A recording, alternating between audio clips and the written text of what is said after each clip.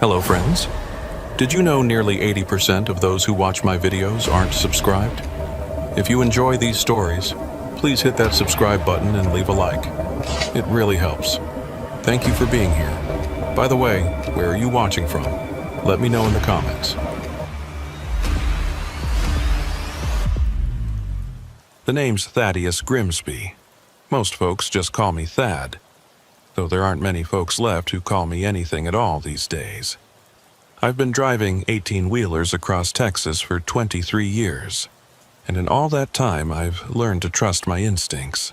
That tightness you get in your chest when something's off, the way your hands grip the wheel just a little harder when you sense danger ahead, those feelings have kept me alive more times than I care to count.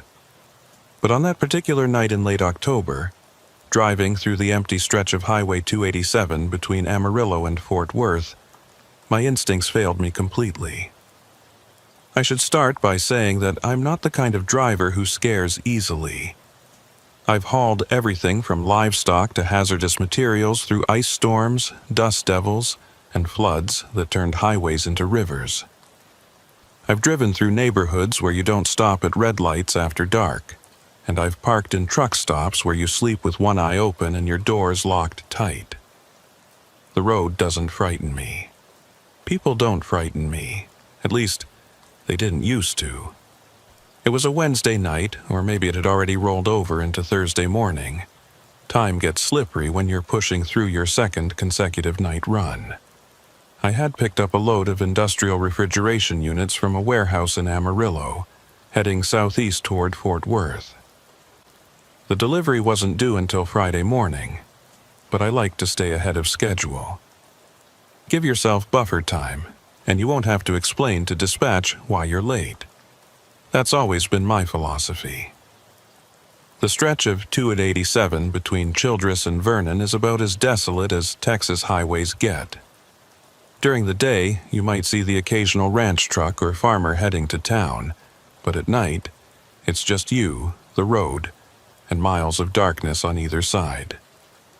No streetlights, no buildings, just fence posts and mesquite trees that look like twisted hands reaching up from the earth. The only light comes from your headlights cutting through the dark and maybe the distant glow of a farmhouse sitting way back from the road. I had my CB radio on, scanning through channels more out of habit than necessity. Most truckers these days use their phones or company dispatch systems, but I'm old school. I like the crackle of the CB, the occasional voice cutting through the static to warn about speed traps or weather ahead. That night, though, the channels were dead quiet, not even the usual lonely trucker trying to stay awake with mindless chatter. The dashboard clock showed 2:47 a.m. when I first saw the headlights in my mirror. They appeared suddenly, like whoever was driving had just crested a hill behind me, though I knew the road had been flat for the last 10 miles. The lights were weaving slightly, not dramatically, just enough to catch my attention. My first thought was drunk driver. You see plenty of those on rural Texas highways, especially in the small hours when folks figure the cops are asleep. I eased off the accelerator slightly, letting my speed drop from 70 to about 65. Usually, when someone's coming up fast behind you, they'll pass and be on their way. But these headlights maintained their distance, matching my speed perfectly. They stayed about 3 truck lengths back, close enough that I could see them clearly in my mirrors, but not so close as to be immediately threatening. After a few minutes of this, I pressed the accelerator again, bringing my speed back up to 70, then 75. The headlights behind me sped up too, maintaining that exact same distance. When I slowed down to 60, they slowed down too. It was like they were attached to my trailer by an invisible rope. Now, I've been followed before. Sometimes it's kids playing stupid games. Sometimes it's someone who's nervous about driving at night and using your taillights as a guide. But this felt different. There was something deliberate about it, something calculated. The precision of their distance keeping set my teeth on edge. I grabbed my CB microphone. "Breaker, breaker, this is southbound on 287, about 15 miles north of Vernon. Anyone else out here tonight? Anyone copying this? Got someone riding my tail pretty steady here." More static. The headlights behind me suddenly flashed bright, then dim, then bright again. Not like they were signaling. More like the driver was playing with the switch. Then they swerved hard to the left, crossing into the oncoming lane. My first thought was they were finally going to pass, but instead of accelerating, they just drifted there, keeping pace with me in the wrong lane. There was no oncoming traffic. Hadn't seen another vehicle for at least 20 minutes, but watching those headlights cruise along in the opposite lane made my skin crawl. What kind of person does that? What were they trying to accomplish? After about 30 seconds, they swerved back behind me, resuming their position 3 truck lengths back. Then they did it again, this time drifting into the right shoulder, their passenger side tires kicking up dust and gravel that I could see in the red glow of my taillights. Back behind me. Then to the left lane again, then the shoulder. It was like they were tracing figure 8s behind my truck. I've dealt with aggressive drivers before, but this wasn't road rage. This was something else. Something planned. That's when I saw the second set of headlights ahead. At first, it looked like a vehicle had broken down on the shoulder about a half-mile up. I could see the hazard lights blinking in a steady rhythm. As I got closer, I could make out the shape of what looked like a sedan, maybe a Toyota or Honda, sitting at an odd angle with its front end partially in the roadway. The hood was up, and I could see someone standing beside it, waving their arms. My instinct was to move into the left lane to give them room, maybe even stop to help. That's what you do out here in the middle of nowhere. You help people who are stranded because you'd want someone to do the same for you. But the vehicle behind me had shifted my entire mental state.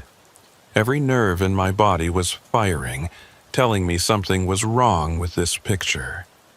As I approached the broken-down car, my headlights illuminated the person waving. It was a woman, looked to be in her 30s, wearing jeans and a dark jacket. Her hair was long and dark, whipping around in the wind. She was waving frantically, desperately, like someone whose life depended on getting help, but there was something about her movements that seemed rehearsed, too dramatic, like an actor overselling their role in a community theater production. The car behind me suddenly accelerated, pulling alongside my cab in the left lane. It was an older model pickup truck, dark-colored, maybe blue or black, hard to tell in the darkness.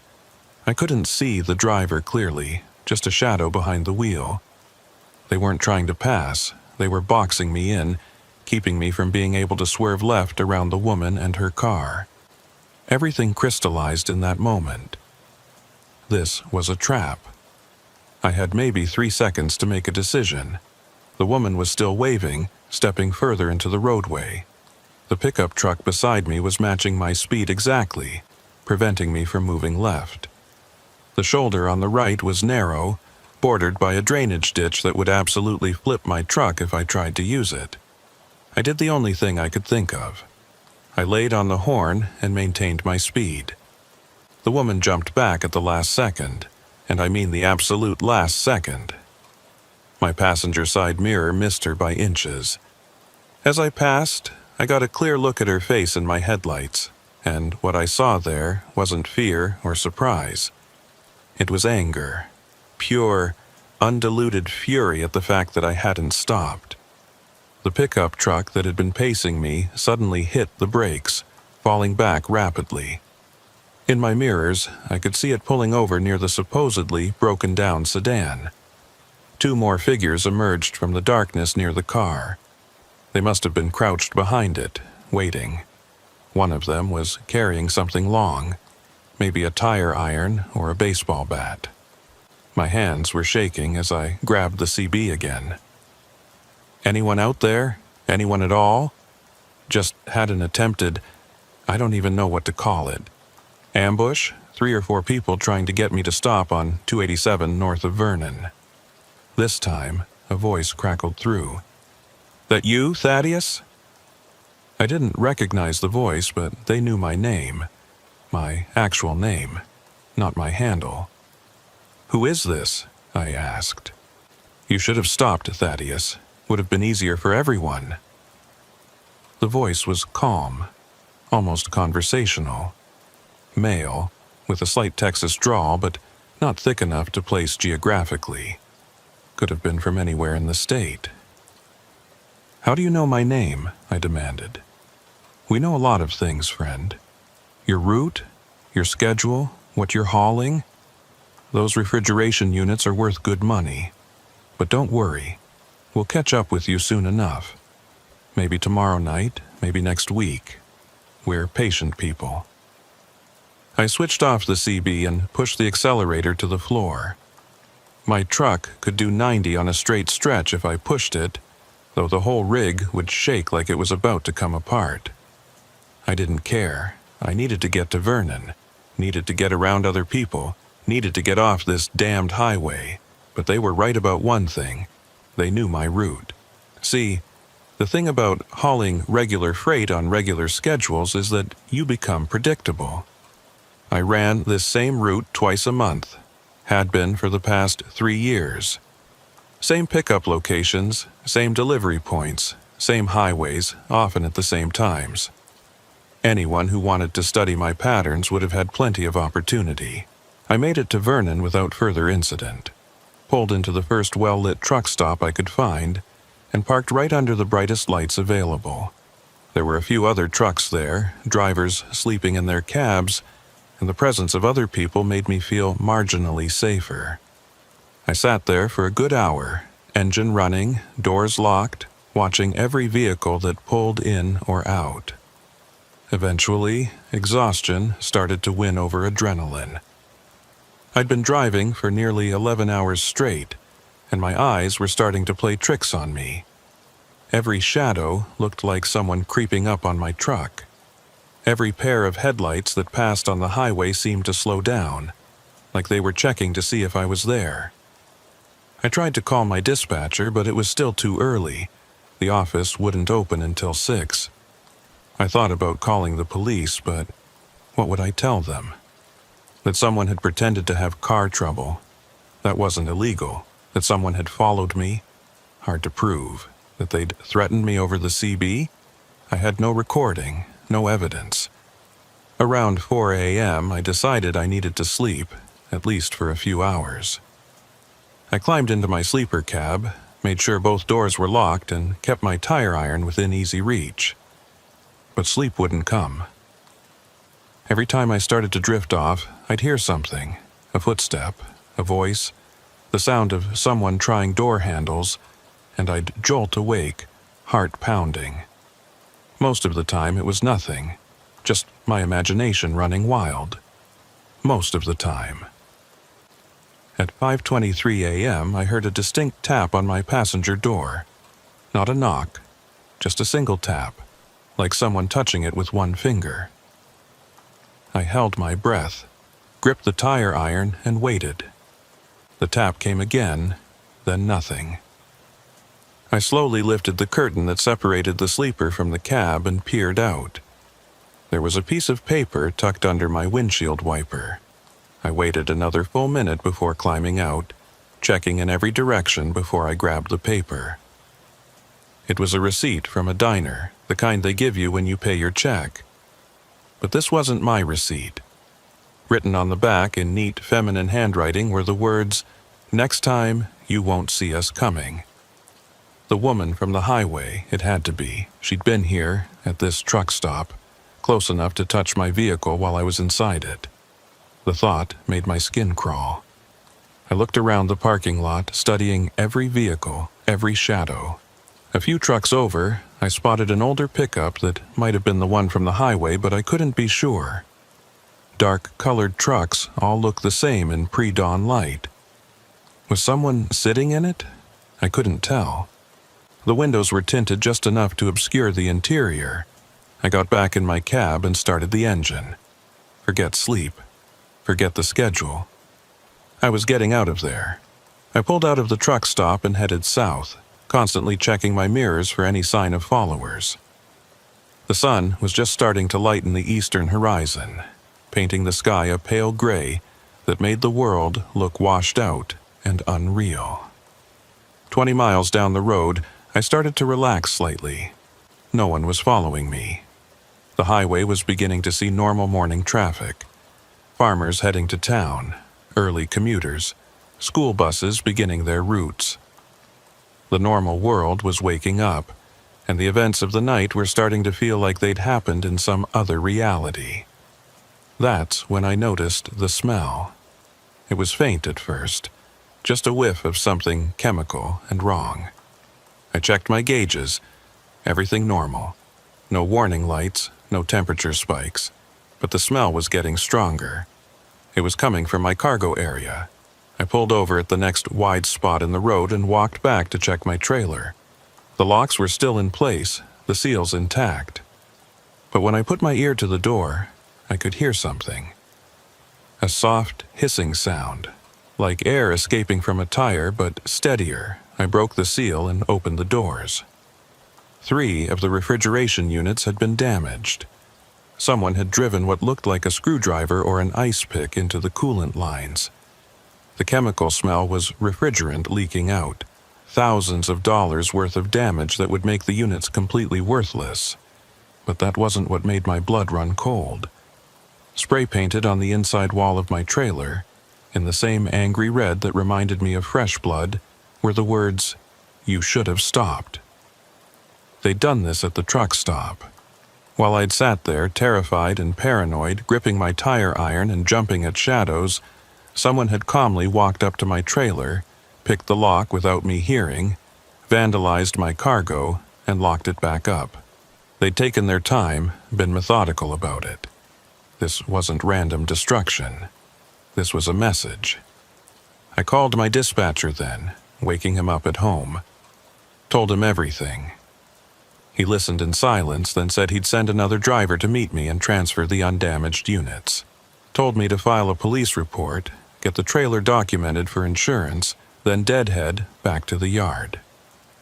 My run was over. But here's the thing that still bothers me, that keeps me up at night even now, months later. They could have robbed me. Those refrigeration units were worth serious money, and they'd clearly had the opportunity.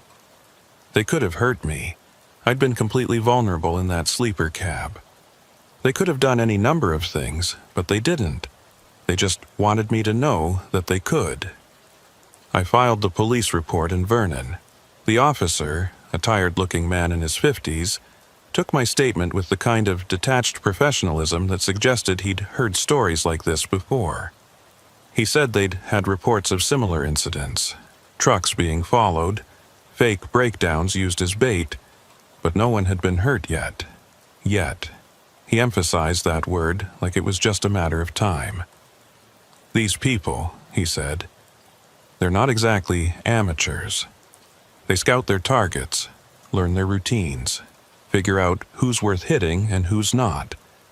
The fact that they let you go means one of two things. Either you spooked them somehow, or they were just practicing. Practicing?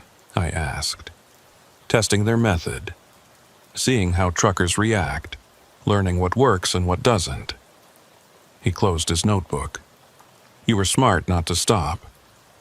We found a driver last month about 60 miles from here. He'd stopped for what he thought was an accident. They beat him pretty bad, took his truck, his cargo, everything. He's lucky to be alive. The guilt of survival settled on my shoulders like a lead blanket. I'd gotten away, but how many others wouldn't be so lucky? He gave me his card, told me to call if I remembered any other details or if anything else happened. But we both knew the truth. There wasn't much the police could do. The highway was too long, too empty, and these people were too smart to leave evidence that would hold up in court. The other driver arrived around noon. Tom had sent one of our most experienced guys, a grizzled veteran named Earl, who'd been driving since before I was born. He took one look at the damage in my trailer and whistled low. "Damn, Thad, you really pissed somebody off." We transferred the undamaged units in silence. Earl didn't ask questions, didn't offer theories. He'd been around long enough to know that sometimes the less you knew, the better off you were. When we finished, he clapped me on the shoulder. "Get yourself home," he said. "And maybe think about finding a different line of work." The drive back to the yard in Fort Worth was the longest of my life. Every vehicle that followed me for more than a mile set my nerves on edge. Every broken-down car on the shoulder made me grip the wheel tighter. I took a different route than usual, adding an extra hour to the journey, constantly checking to make sure no one was following me. When I finally pulled into the yard, my dispatcher was waiting. Tom Hardwick, a heavy-set man with 30 years in the business, half of them behind a desk. He took one look at me and shook his head. "Jesus, Thad, you look like hell." I probably did. I hadn't slept in over 30 hours. My hands were still shaking slightly, and I could feel the exhaustion in every bone of my body. But it wasn't the physical tiredness that was getting to me. It was the knowledge that they were still out there. "Come on," Tom said. "Let's get you sorted out." We went into his office, and I told him the whole story again, in more detail this time. He listened without interrupting, occasionally making notes on a legal pad. When I finished, he leaned back in his chair and sighed. "I'm pulling you off that route," he said, "effective immediately." Part of me was relieved, but another part, the part that had been driving trucks for over 2 decades, bristled at the idea of being scared off my regular run. "Tom, I can handle—" "No," he cut me off. "This isn't about what you can handle. I've got 3 other drivers who've reported similar incidents in the last 2 months. Not as dramatic as yours, but the same general idea. Vehicles following them, suspicious breakdowns, weird stuff at truck stops. Something's going on out there, and I'm not risking my drivers." He pulled out a map and spread it on his desk. There were several red X marks along Highway 287 and a few other rural routes. "These are all the incidents we know about," he said. "There's a pattern here.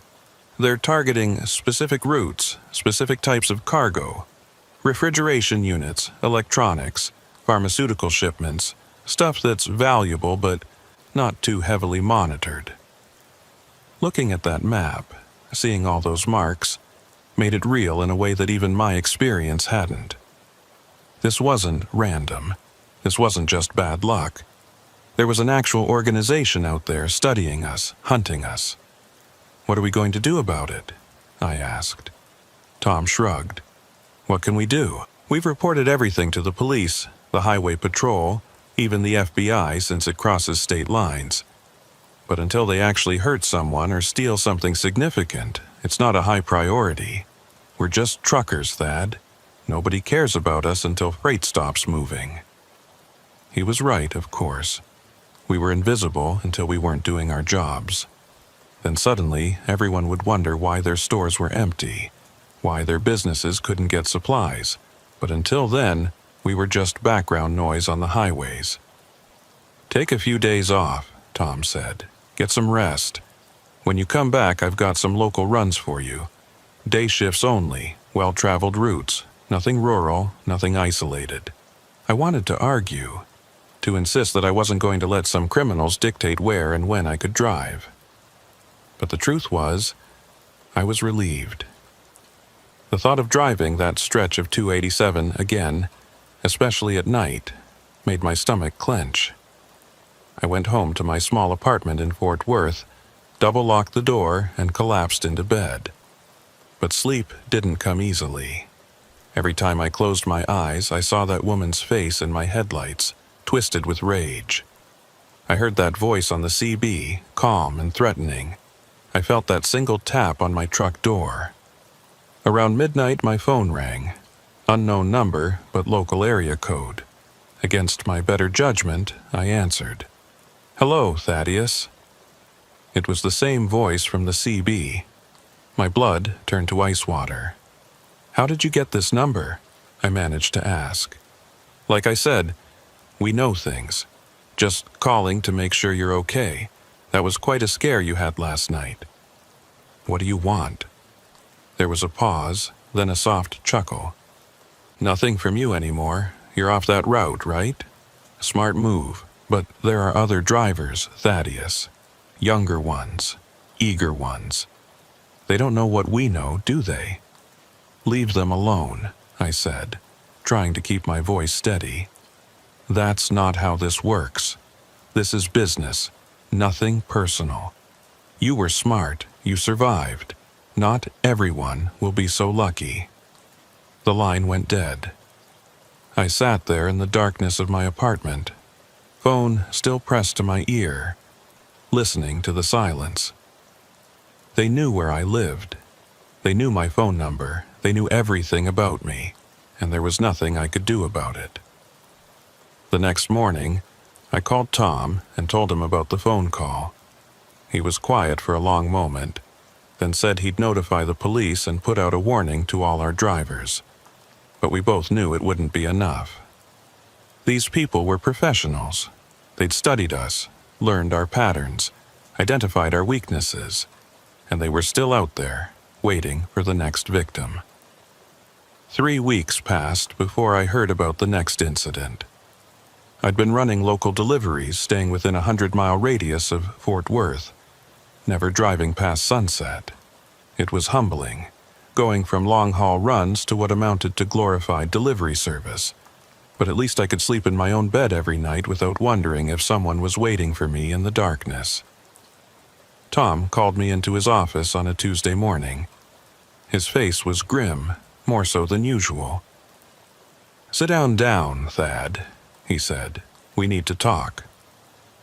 I took the chair across from his desk, noting the folder he had open in front of him, police reports, from the look of them.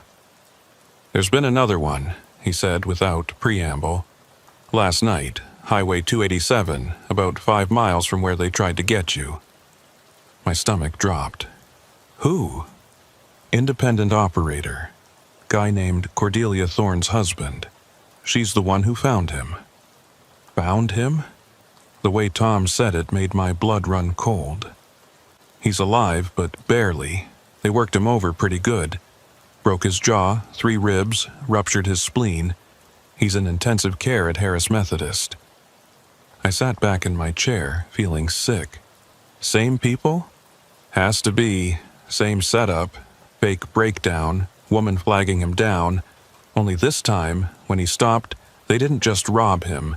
They made an example of him. Tom slid a photograph across the desk. It was taken inside a trailer and spray-painted on the wall in that same angry red where the words, "Thaddeus Grimsby should have warned you." My name. They'd used my name. "The police want to talk to you," Tom said. "And Thad, there's something else." He pulled out another paper, a printout from some kind of forum or message board. "One of our other drivers found this online. It's a truckers' forum, the kind where guys share route information and warnings. Look at this post." The post was dated 3 days after my incident. The username was Luella B979, and the message was simple. "Looking for Thaddeus Grimsby. He knows what he did. If anyone knows his current routes or how to reach him, there's money in it for you. Serious inquiries only." Luella. The woman from the highway had a name now. "There are dozens of replies," Tom continued. "People asking what you did, offering information. Someone even posted a picture of your truck from a truck stop in Weatherford." "Jesus," I muttered. "They're hunting me." "Not just you. Look at this." He showed me another printout. This one from a different forum. The poster was J. Creed 88, and the message was longer. "Attention all drivers on Texas rural roads. We're looking for specific cargo and specific drivers. Those who cooperate will be compensated. Those who don't, well, Thaddeus Grimsby thought he was smart. Ask around about what happened to the last driver who didn't stop. This is business, not personal. Make the smart choice. Josiah Creed." another name to go with the voices and shadows. The FBI is involved now, Tom said. This is organized crime, interstate commerce, the whole deal. They want to put you in protective custody. Protective custody? I laughed, but there was no humor in it. For how long? Forever? These people know where I live, where I work, what I drive. What am I supposed to do, go into witness protection because I didn't stop for a fake breakdown? It might not be a bad idea, Tom said quietly. Thad, these people are escalating. First, they just tried to rob you. Then they vandalized your cargo. Now they're putting people in the hospital and using your name to do it. What do you think comes next? I knew what came next. We both did. That afternoon, I met with 2 FBI agents at a small office building downtown. Agent Martinez was young, probably fresh out of Quantico, with the kind of eager intensity that hadn't been worn down by years of bureaucracy yet. Agent Holbrook was older, weathered, with eyes that had seen too much. Mr. Grimsby, Holbrook began, we've been tracking this group for about 8 months now. What you've told us, combined with other incidents, has given us a much clearer picture of their operation. He spread out a map similar to the one Tom had shown me, but with many more marks. Red X's for confirmed incidents, blue circles for suspected ones, yellow triangles for near misses. We believe we're dealing with a crew of at least 6 individuals, possibly more. They're well organized, well informed, and getting bolder with each successful score. Successful? I asked. But they didn't get anything from me. You're the exception, Martinez said. In the past 6 months, they've stolen over $2 million worth of cargo, electronics, pharmaceuticals, industrial equipment. They seem to have inside information about what trucks are carrying what. Inside information, I repeated. You mean someone at the trucking companies? Possibly, or someone with access to shipping manifests, delivery schedules. These aren't random hits. They know exactly which trucks to target and when. Holbrook pulled out a tablet and showed me a series of photographs. Security camera footage from various truck stops, all grainy and unclear, but showing the same woman at different locations. Is this her? He asked.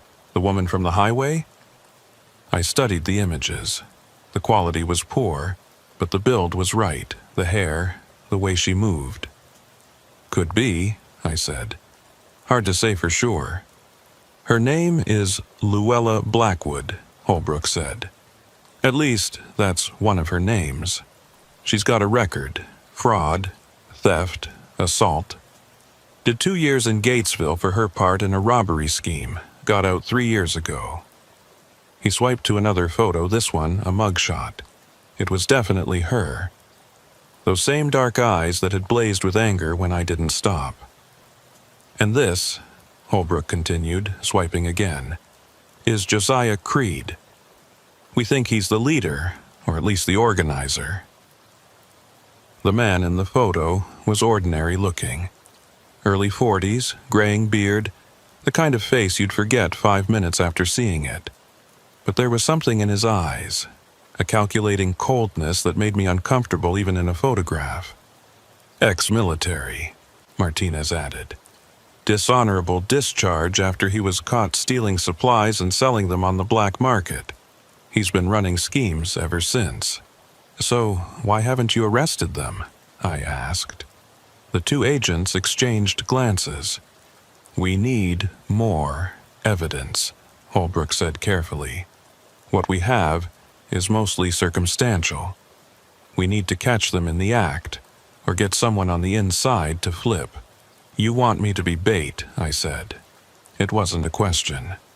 We want you to be safe, Martinez said quickly. But if you were willing to help us, help you how? Drive around until they try to kill me? We'd have surveillance on you the entire time, Holbrook said. Multiple units, air support if necessary. The moment they make a move, we'd be there. I thought about the driver in the hospital, his jaw wired shut, machines keeping him breathing. I thought about my name painted in that trailer, a message and a threat. "I need to think about it," I said. "They gave me their cards, told me to call them any time, day or night." Martinez handed me a panic button, a small device that looked like a key fob. "Just in case," he said. "Press this and we'll know exactly where you are." I went home and sat in my apartment, staring at that panic button. It felt heavier than it should have, like it was made of lead instead of plastic. The weight of the decision, maybe. That night, my phone rang. Unknown number again. "Hello, Thaddeus." It was her this time, Luella Blackwood. Her voice was different from what I'd expected. Educated, refined even. Not the rough drawl I'd imagined. "I know who you are," I said. "Luella Blackwood. The FBI knows who you are too." She laughed, a genuine sound of amusement. "Oh, Thaddeus. You think that matters? You think we care about the FBI? They've been tracking us for months, and what have they accomplished? Nothing. What do you want?" "I wanted to apologize," she said, and for a moment, I thought I'd misheard. "About that driver, the one in the hospital. That wasn't supposed to happen. Josiah got carried away. We're not usually so crude. You're apologizing for putting a man in the ICU? I'm explaining that it wasn't personal. Just like with you. This is business, Thaddeus, supply and demand. We supply what people demand, and right now, there's a high demand for what you truckers are carrying. You're thieves," I said. "Criminals." "We're entrepreneurs," she corrected. "And we're very good at what we do. But you've complicated things. You've drawn attention we don't want. The FBI is one thing, but now, other drivers are getting paranoid, changing routes, adding security. You're costing us money. Good. No, not good. Not good for anyone. Because when we lose money, we have to make it up somewhere else. And that means taking bigger risks, being less gentle." The threat was clear. "So, what do you want from me?" I asked. "I want you to go back to your regular route. Same schedule, same cargo, business as usual. You want me to be a sitting duck? I want you to be smart. You do your job, we'll do ours, and everyone goes home safe. Keep hiding, keep running, and more people are going to get hurt. People who don't have FBI agents watching their backs. If I go back to my route, you'll try to rob me." "No," she said. "You've made your point. You're too high profile now, too risky. We'll leave you alone. Professional courtesy. But we need things to go back to normal. We need the other drivers to stop being so paranoid." I didn't believe her for a second, but I played along. "And if I don't? Then that driver in the hospital, he'll have company, lots of company. And every one of them will know that Thaddeus Grimsby could have prevented it." The line went dead. I called Agent Holbrook immediately, told him about the conversation. Within an hour, he and Martinez were at my apartment. "This is perfect," Martinez said, excited. "She's made contact, made threats. We can trace the call, get warrants. The call was from a burner phone." Holbrook interrupted, looking at his phone. "Already dead, but this is still good. She's getting desperate, making mistakes." "She didn't sound desperate," I said. "She sounded very much in control. That's what she wants you to think. But the fact that she called you directly, that's panic. She's trying to regain control of the situation." "So, what do?" I asked. "We give her what she wants," Holbrook said. "You go back to your regular route, but this time we'll be ready." They spent the next hour outlining their plan. Hidden cameras in my truck, GPS trackers, unmarked cars following at a distance. They'd even have a helicopter on standby. It sounded thorough, professional. It also sounded like using me as bait, despite their earlier denials. "What about the other drivers?" I asked. She threatened them. We're notifying all the major trucking companies, Martinez said. Increased security, route changes, the works. But honestly, Mr. Grimsby, the best way to protect everyone is to catch these people. I agreed to think about it, and they left. But I'd already made up my mind. I couldn't let other drivers get hurt because of me, and I wanted this to end, one way or another.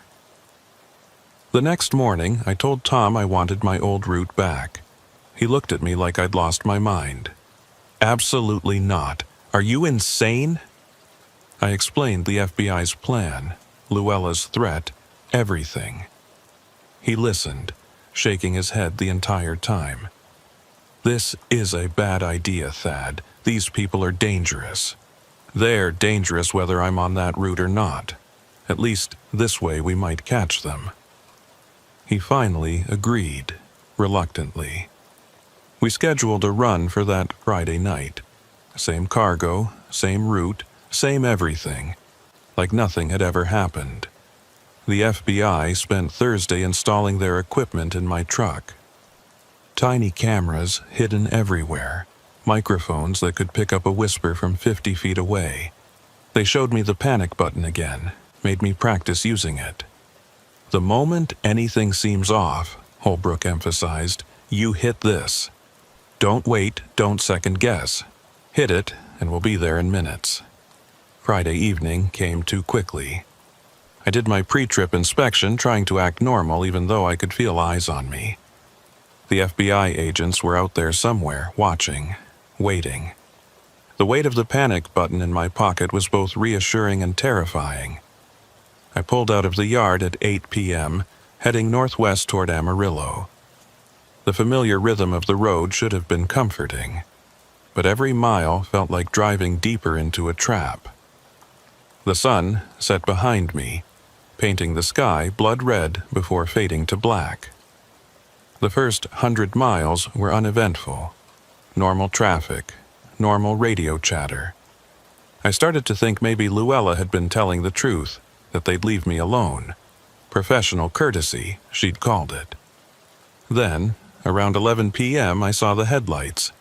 Same pattern as before, appearing suddenly, maintaining perfect distance. But this time I was ready.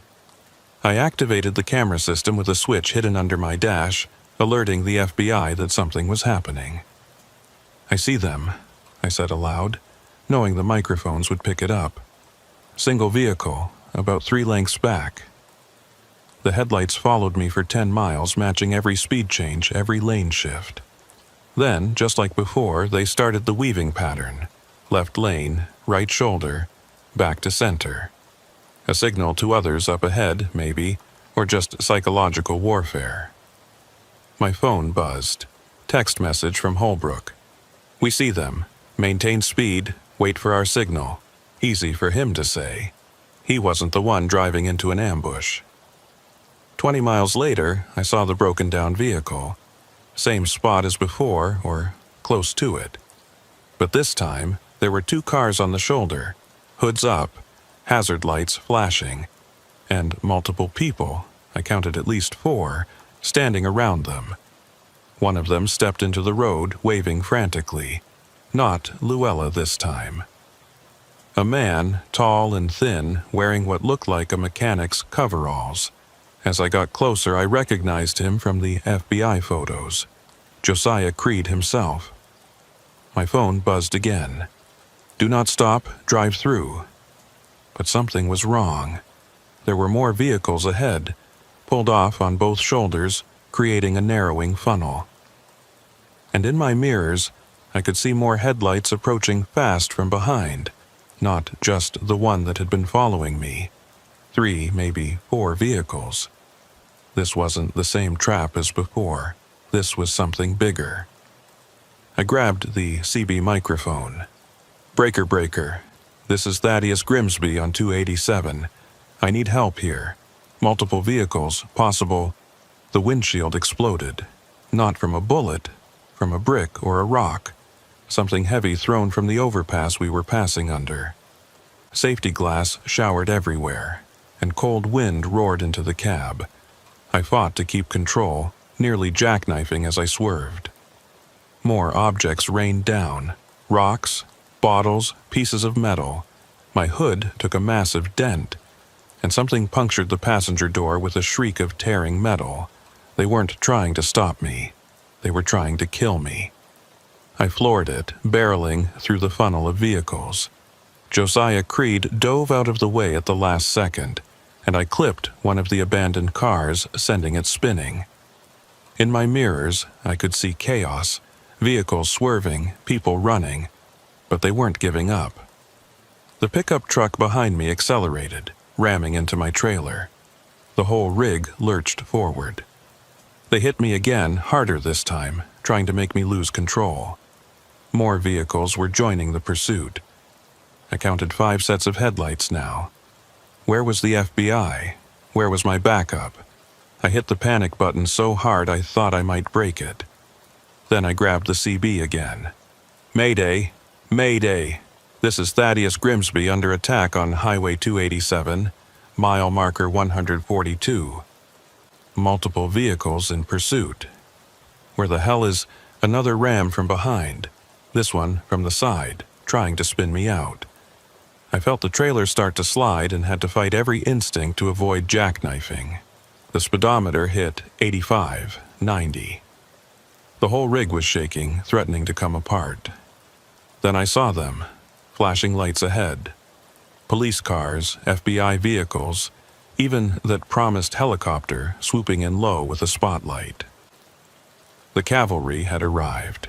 The vehicles behind me immediately scattered. Some took off road exits, others simply stopped and tried to turn around. But it was too late for them. The FBI had the whole area surrounded. I managed to bring the truck to a stop on the shoulder, hands shaking so badly I could barely set the brakes. Blood was running down my face from where the glass had cut me. My ears were ringing. But I was alive. Agent Holbrook was the first to reach me, gun drawn, eyes scanning for threats. "Are you hurt?" "I'm okay," I lied. "Did you get them?"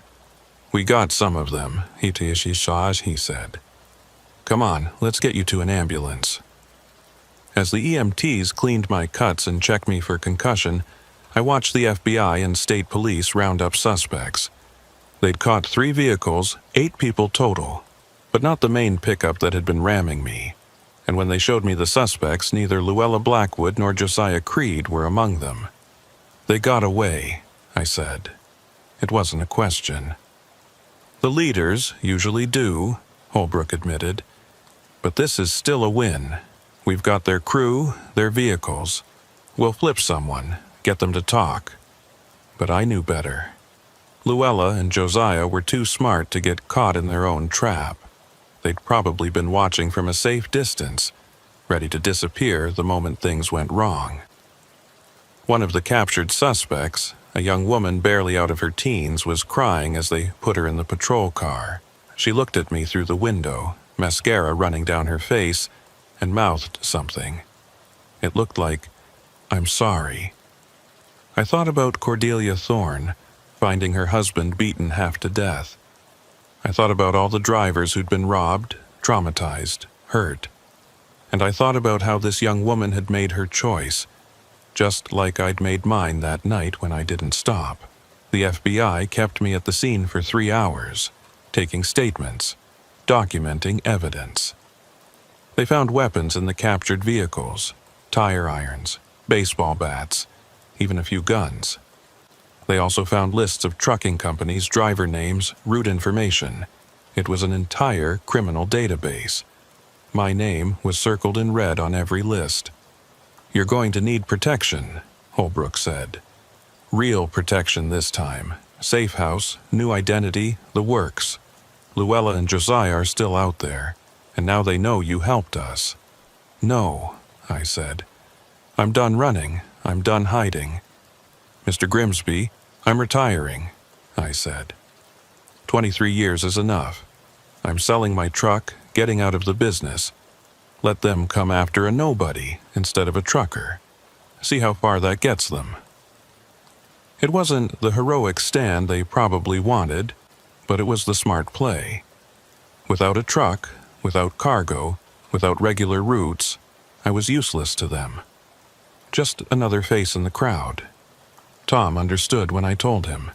He'd already started the paperwork for my exit by the time I got back to the yard. We shook hands, and he told me I'd made the right choice. "Stay safe, Thad," he said, "and stay gone." I sold the truck to a dealer in Oklahoma, making sure to go through intermediaries so my name wouldn't be on any paperwork. I moved out of my apartment in the middle of the night, leaving no forwarding address. I changed my phone number, closed my social media accounts, became a ghost. But before I disappeared completely, I did one last thing. I went to visit the driver in the hospital, the one whose beating had carried my name. He was awake, though his jaw was still wired shut. His wife, Cordelia Thorne, was there, holding his hand. She looked at me with eyes that held no anger, just exhaustion. "I'm sorry," I said. "This is my fault." The driver, I learned his name was Paul, shook his head slightly. He wrote something on a notepad and showed it to me. "Not your fault. My choice to stop. They used my name," I insisted. "They hurt you because of me." He wrote again. "They hurt me because they're criminals. You survived. That matters." Cordelia spoke then, her voice soft but firm. "The FBI agent told us what you did, how you helped catch some of them. Thank you for that." I wanted to tell her it wasn't enough, that the real criminals were still free. But what good would that do? They needed hope, not more fear. As I left the hospital, my phone buzzed. New number, but I knew who it was before I answered. "Running away, Thaddeus?" Luella's voice was amused. "That's not like you." "It's over," I said. "I'm out. You won. Is that what you want to hear?" "What I want is irrelevant now. You've made things very complicated for us. 8 of our people in custody, our entire operation exposed. That's not something we can just forget. I don't care anymore. Come after me if you want. I've got nothing you need." There was a long pause. Then she said something that chilled me more than any threat could have. "Everyone has something to lose, Thaddeus. Everyone has someone they care about. You might think you're alone, but we know better.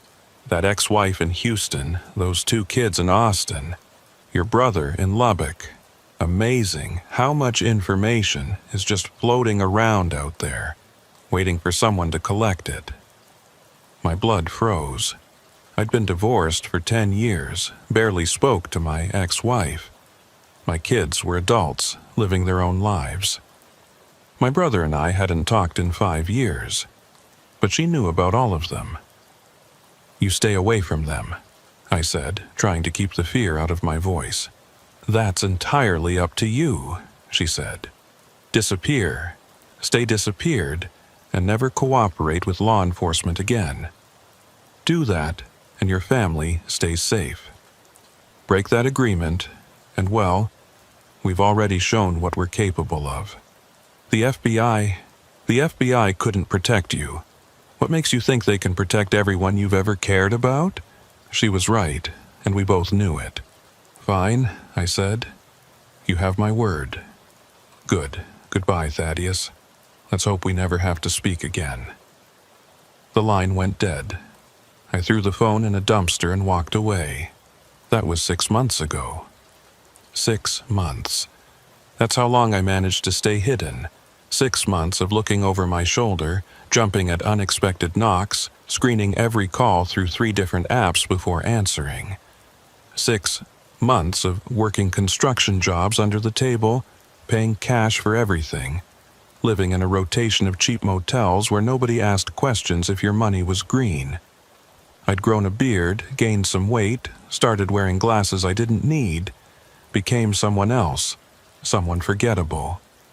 Someone who'd never driven a truck, never heard of Highway 287, never knew the names Luella Blackwood or Josiah Creed. But trauma has a way of finding you, no matter how deep you bury yourself. It was a Thursday night in April. I was staying at a run-down motel outside Abilene, far from any of my old roots. The kind of place where the carpet stuck to your shoes and the air conditioner sounded like a dying animal. But it was safe, or as safe as anywhere could be for someone like me. I'd just finished a 12-hour shift laying foundation for a new strip mall. My back ached, my hands were raw despite the work gloves, and all I wanted was a shower and sleep. But when I pushed open the door to my room, I knew immediately something was wrong.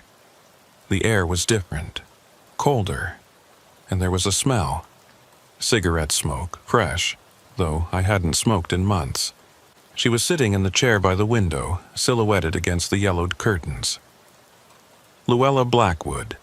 She'd cut her hair short, dyed it blonde, but I knew her instantly. You don't forget the face of someone who's tried to destroy your life. "Hello, Thaddeus," she said, taking a long drag from her cigarette. "You're a hard man to find."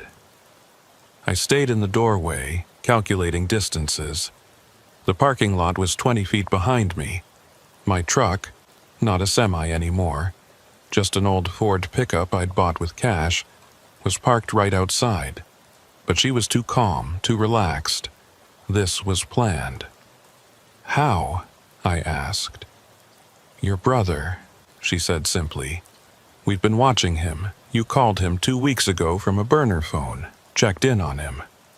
The call lasted 4 minutes and 17 seconds, long enough for our tech guy to triangulate the general area. After that, it was just legwork, checking motels, construction sites. You truckers always end up in construction when you quit. Something about working with your hands. I'd been so careful, but not careful enough.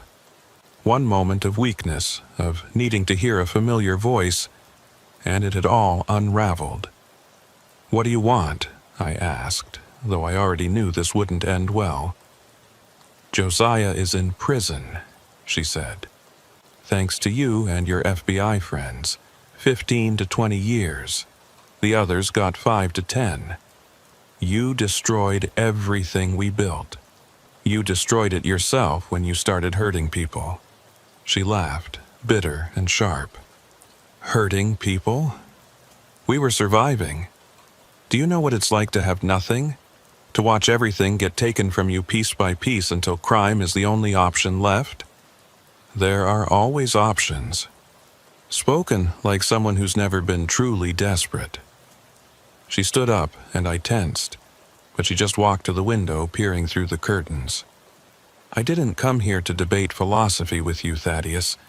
I came to make you an offer. I'm listening." The FBI froze all our assets, but we had money hidden. Enough to start over, somewhere else, under new names. I could disappear, just like you tried to. But I need something from you first. "What?" "There's a witness. One of our crew who flipped. Gave the FBI everything in exchange for immunity. They're keeping him in protective custody until Josiah's trial next month. I need to know where." I almost laughed. "You think I have that information?" "No, but you still have contacts. That dispatcher of yours, Tom, the FBI agents who worked your case, you could find out." "Even if I could, why would I?" She turned to face me, and for the first time, I saw something besides cold calculation in her eyes. Desperation. Fear. "Because if you don't, I'll burn everything down. Your family, your friends, everyone you've ever cared about. I've got nothing left to lose, Thaddeus. Prison or death, it doesn't matter anymore. But I'll take as many people with me as I can. You're threatening to kill innocent people if I don't help you kill a witness? I'm not going to kill him. I just need to know where he is. What happens after that isn't your concern." We stood there, staring at each other across the dirty motel room. Two people whose lives had been derailed by a single moment on a dark highway. In another universe, we'd never met. I'd have stopped for her fake breakdown, been robbed, filed an insurance claim, and moved on. She'd have gotten her score and disappeared into the night. Simple, clean. But I hadn't stopped, and now here we were. I can't, I said finally. I won't. She nodded like she'd expected that answer. Then we have a problem. She pulled out her phone and showed me the screen. It was a live video feed. My ex-wife's house in Houston. I could see her through the kitchen window washing dishes, alone, vulnerable. I have people watching her, Luella said. Your kids too, your brother. One word from me and bad things happen. You understand? My mouth went dry. You're bluffing. She made a call, putting it on speaker. A man's voice answered. Yeah? Show him, she said. 30 seconds later, the feed showed a figure approaching my ex-wife's back door. Dressed in black, face obscured. They knocked, and I watched her dry her hands and walk toward the door. Stop, I said. Please. Luella spoke into the phone. Stand down, for now. The figure retreated, disappearing into the darkness. My ex-wife looked confused, peering out into her backyard before closing and locking the door. 48 hours, Luella said. Find out where the witness is, or next time my people won't stop at knocking. She walked past me toward the door, pausing just long enough to whisper, and don't even think about calling the FBI. We're monitoring everything. One suspicious call, one police car showing up somewhere it shouldn't, and it's over. Then she was gone, leaving only the smell of cigarette smoke and the weight of an impossible choice. I sat on the bed, head in my hands, trying to think. She was right about one thing. I couldn't call the FBI. Even if they could protect my family, which was doubtful, any contact would trigger Luella's people. But I also couldn't give up a witness. That would make me an accessory to murder, because despite what she said, I knew exactly what would happen if she found him. I needed help, but from someone outside the official channels. Tom Hardwick, my old dispatcher. He'd know things, have contacts, but he wasn't law enforcement. Maybe I could reach out without triggering any alarms. I drove 3 hours to Dallas, switching vehicles twice, before finding a payphone that actually worked. They're almost extinct now, but truckers know where to find them. Old truck stops that haven't been updated since the 90s. Tom answered on the third ring. Hello? Tom, it's Thad. Don't say my name, just listen. Silence then. I'm listening. I explained everything as quickly as I could. Luella's visit, her threats, the impossible situation. Tom listened without interrupting. Jesus, he finally said. What are you going to do? I don't know. That's why I'm calling. I don't know what I need. Information, options, something. The witness, Tom said slowly. I might know who it is. Guy named Garrett, early 20s.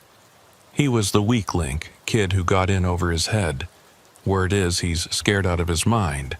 Been begging the FBI to relocate him to another country. Do you know where they're keeping him? No, and I don't want to know. Thad, you can't be thinking about... I'm not thinking about anything. I'm just trying to find a way out of this that doesn't end with people dead. Tom was quiet for a long moment. Then he said, there might be another way. What if the witness wasn't where Luella thought he was? What if you gave her bad information? She'd know eventually, and then my family, not if she was arrested first. Look, I still have contacts at the FBI. What if we set up a sting? You give her a fake location, FBI is waiting, they grab her? It was risky, but it was better than any plan I had. Make the call, I said. But Tom, be careful. She's got people everywhere. I gave him the motel's phone number and hung up. Then I drove back, taking an even more circuitous route. If Luella had people watching me, I wanted them dizzy from trying to follow. Tom called back 6 hours later. "It's set. Agent Holbrook remembers you. He's interested. But Thad, they want something in return." "What?" "Your testimony. Full cooperation. Everything you know about Luella and her operation." That would put an even bigger target on my back. Holbrook says they can protect you. Real witness protection this time. New identity, new life, completely off the grid. I thought about my current life. Motel rooms, cash jobs, constant fear. Was witness protection really any worse? "Fine," I said. "What's the plan?" The plan was elegant in its simplicity. I would tell Luella that the witness was being held at a specific safe house in Fort Worth. The FBI would evacuate the real residence and fill it with agents. When Luella or her people showed up, they'd be arrested. Clean, simple, effective. Except nothing about Luella Blackwood was ever simple. I met her the next night at an abandoned truck stop off I-20. She'd chosen the location, of course. Isolated, multiple exit routes, impossible to surround without being noticed. She wasn't alone this time. A man sat in the passenger seat of her car, face obscured by darkness. He didn't speak, didn't move, but I could feel him watching me. "Well," she said, leaning against her car. I handed her a piece of paper with an address. "Safe house in Fort Worth. Residential neighborhood, minimal security. They're moving him in 3 days, right before the trial." She studied the paper, then me. "How did you get this? Does it matter?" "Everything matters." She pulled out her phone, typed something. "If you're lying to me, Thaddeus, if this is some kind of setup, it's not." She stared at me for a long moment. Then she nodded to the man in the car. He got out, and I finally saw his face. Young, maybe mid-20s, with dead eyes and a scar across his throat. "This is Marcus," she said.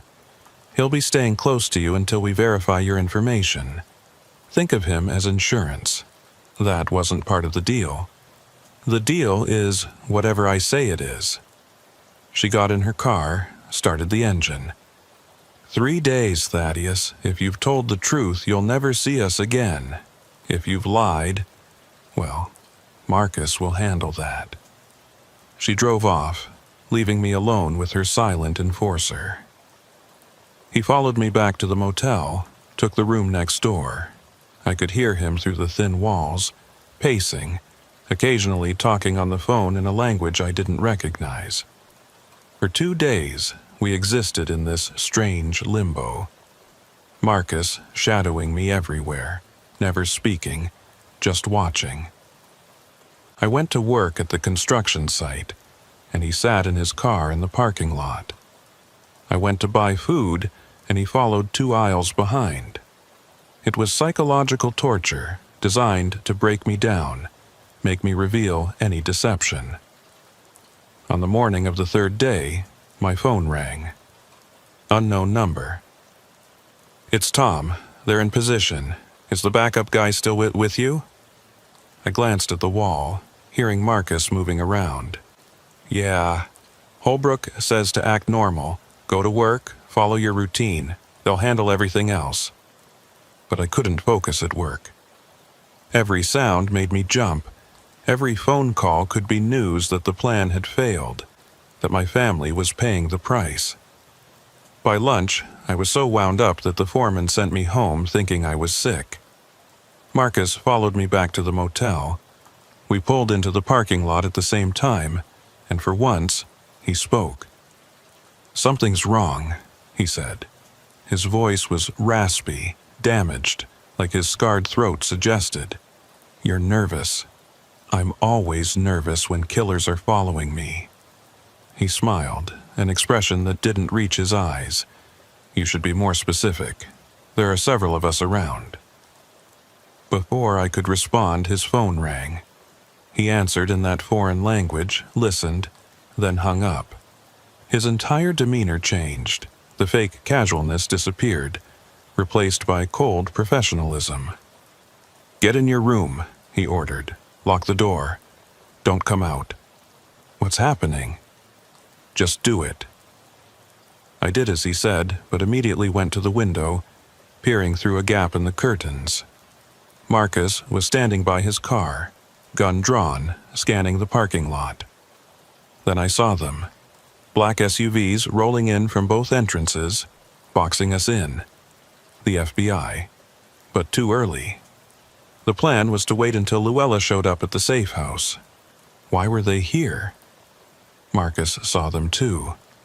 He turned toward my room, raised his gun, and I dove for the floor just as the window exploded.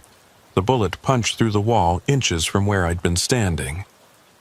"Federal agents, drop your weapon!" Marcus didn't drop it. He opened fire on the SUVs, and suddenly the parking lot became a war zone. Automatic weapons fire, shattering glass, screaming. I crawled to the bathroom, huddled in the tub, hands over my ears. It lasted maybe 30 seconds, then silence. "Thaddeus Grimsby!" Someone with a megaphone. "Come out with your hands visible." I emerged slowly, hands high, stepping over the destroyed remnants of my door. Marcus was on the ground, not moving, blood pooling beneath him. Federal agents were everywhere, weapons drawn. Agent Holbrook approached, looking grim. "Are you hurt?" "No. What happened? This wasn't the plan." "Luella knew it was a trap. We're not sure how, but she sent her man here to kill you instead of going to the safe house. We had to move early." "Where is she?" "Wind. We've got bolos out. Every agency is looking, but she's gone." I looked at Marcus's body. So young, and now dead because of choices that started on a dark highway months ago. "My family," I said. "She'll go after them. We've got units with all of them. They're safe. But for how long?" Luella was smart, resourceful, and now desperate. She'd already proven she could find me once. She'd do it again. "I need that witness protection now," I said. "It's already arranged. We'll move you tonight." They took me to a federal building in Dallas, processed paperwork for my new identity.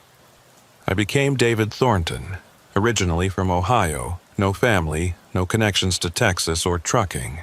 They gave me a backstory, a fake employment history, even fake scars to explain away real ones. "You'll be relocated to Oregon," Holbrook explained.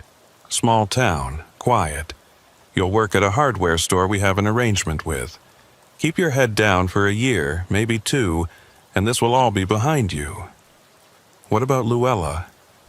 "We'll find her. People like her can't stay hidden forever. They get greedy, make mistakes." But I wasn't convinced. Luella wasn't like other criminals.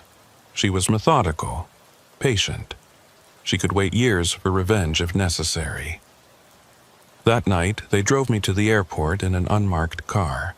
I had one bag with basic clothes, a wallet with my new ID, and a prepaid phone with only one number programmed. A handler who would check in weekly. As we pulled up to departures, Holbrook handed me an envelope. "This came for you. We checked it. It's clean." Inside was a single sheet of paper with the handwritten message. "You think you've won, but this isn't over. I know what name they gave you.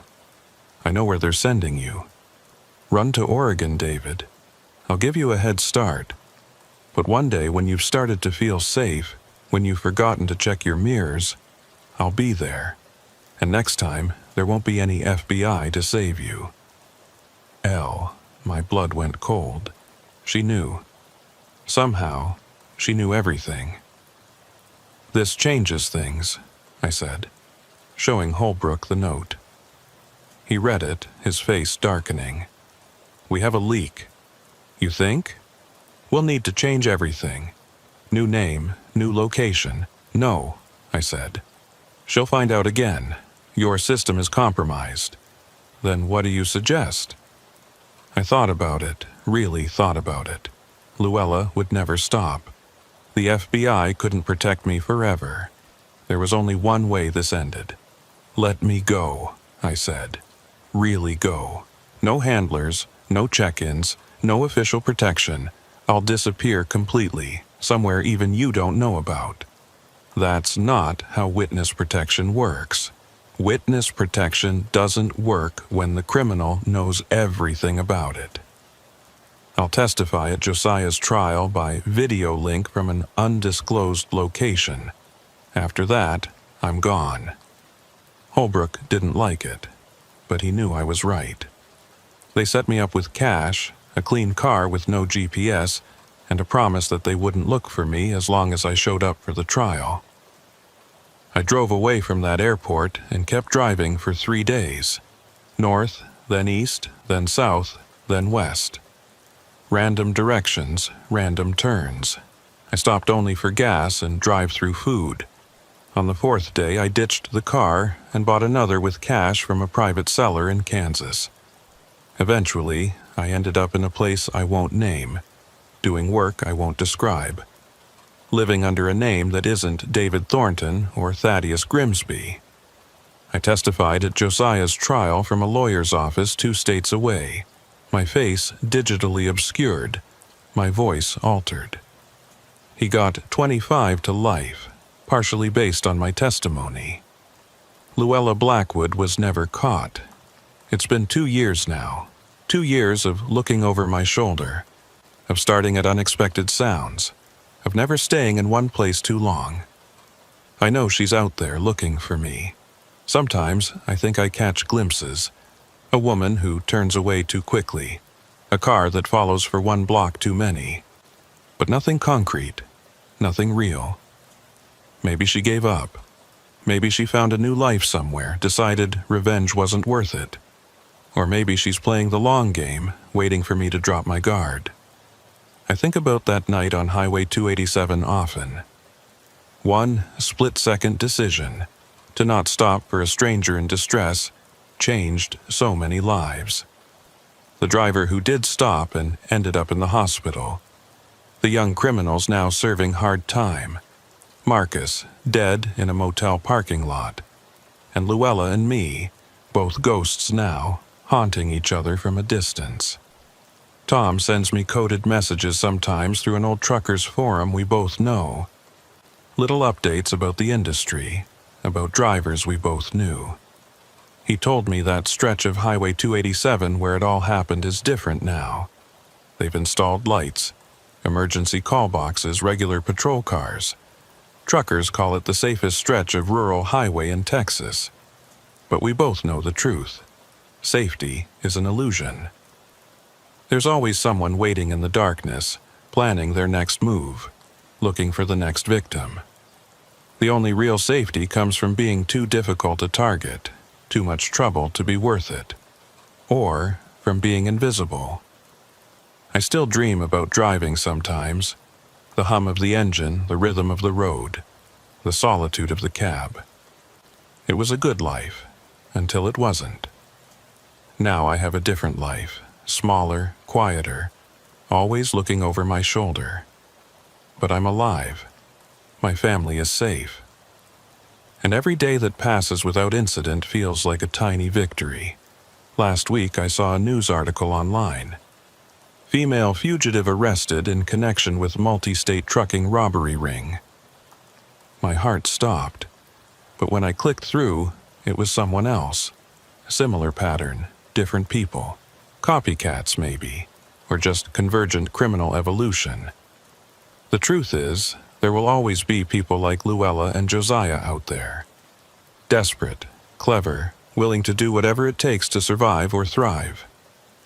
And there will always be truckers like I was, alone on dark highways, carrying valuable cargo, vulnerable to anyone with a plan and the will to execute it. The only difference is that now those truckers know to not stop. Word spread after what happened to me and the others. Don't stop for breakdowns on rural highways at night. Call it in, but keep rolling. It's harsh, maybe even cruel to the genuinely stranded, but it's survival. I sometimes wonder what became of Luella Blackwood, Did she find a new crew, a new highway, a new scheme? Did she go straight, use that intelligence for something legal? Or is she still out there planning her revenge, waiting for the perfect moment? I'll probably never know, and maybe that's the real punishment for both of us. She'll never get her revenge, and I'll never stop looking over my shoulder. We're both serving life sentences, just in different prisons. My phone buzzes. Unknown number. I never answer those anymore, but I always listen to the voicemails. This one is just breathing for a few seconds, then a woman's voice, soft and familiar. Still running, Thaddeus? Then nothing. I check the number. It's from area code 287. Texas. Could be coincidence. Could be her. Could be my imagination making connections that aren't there. I delete the message and keep walking. There's work tomorrow, bills to pay, a life to maintain, even if it's not the life I planned. The sun is setting, painting the sky the same color as that night on the highway. Somewhere out there, truckers are starting their night runs, checking their mirrors, wondering what waits for them in the darkness. I whisper a quiet prayer for them, then disappear into the crowd. Just another face among millions, invisible and safe. For now. My name is Ambrose Wickham, and I've been hauling freight across Texas for 17 years. In that time, I've learned that truck stops at night are their own kind of wilderness. They might look civilized with their bright lights and 24-hour diners, but darkness has a way of bringing out the predators. Most nights, nothing happens. You park, you sleep, you move on. But sometimes, in those dead hours between midnight and dawn, you realize you're not as alone as you thought. It was late September, one of those nights where the Texas heat still clung to everything like a wet blanket, even after the sun went down. I was hauling a load of electronics from a distribution center in Houston to a chain of stores in El Paso. High-value cargo, the kind that makes you nervous at every stop.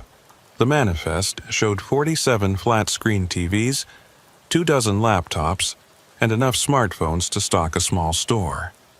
Street value somewhere north of $100,000. The kind of load that draws attention if the wrong people know about it. I'd been driving for 9 hours straight when I finally pulled into the Crossroads truck stop, about 60 miles east of Fort Stockton. It wasn't my first choice. I usually preferred the bigger, busier stops where there's safety in numbers. But my eyes were getting heavy. That dangerous heavy where you catch yourself drifting and jerking awake. And Crossroads was the closest option. The place was exactly what you'd expect from a secondary truck stop on a lonely stretch of I-10. Cracked asphalt lot big enough for maybe 30 trucks, a squat concrete building housing a diner that had seen better decades, and a few gas pumps that looked like they hadn't been updated since the Clinton administration. The whole place was lit by sodium lights that turned everything a sickly orange color and created more shadows than they eliminated.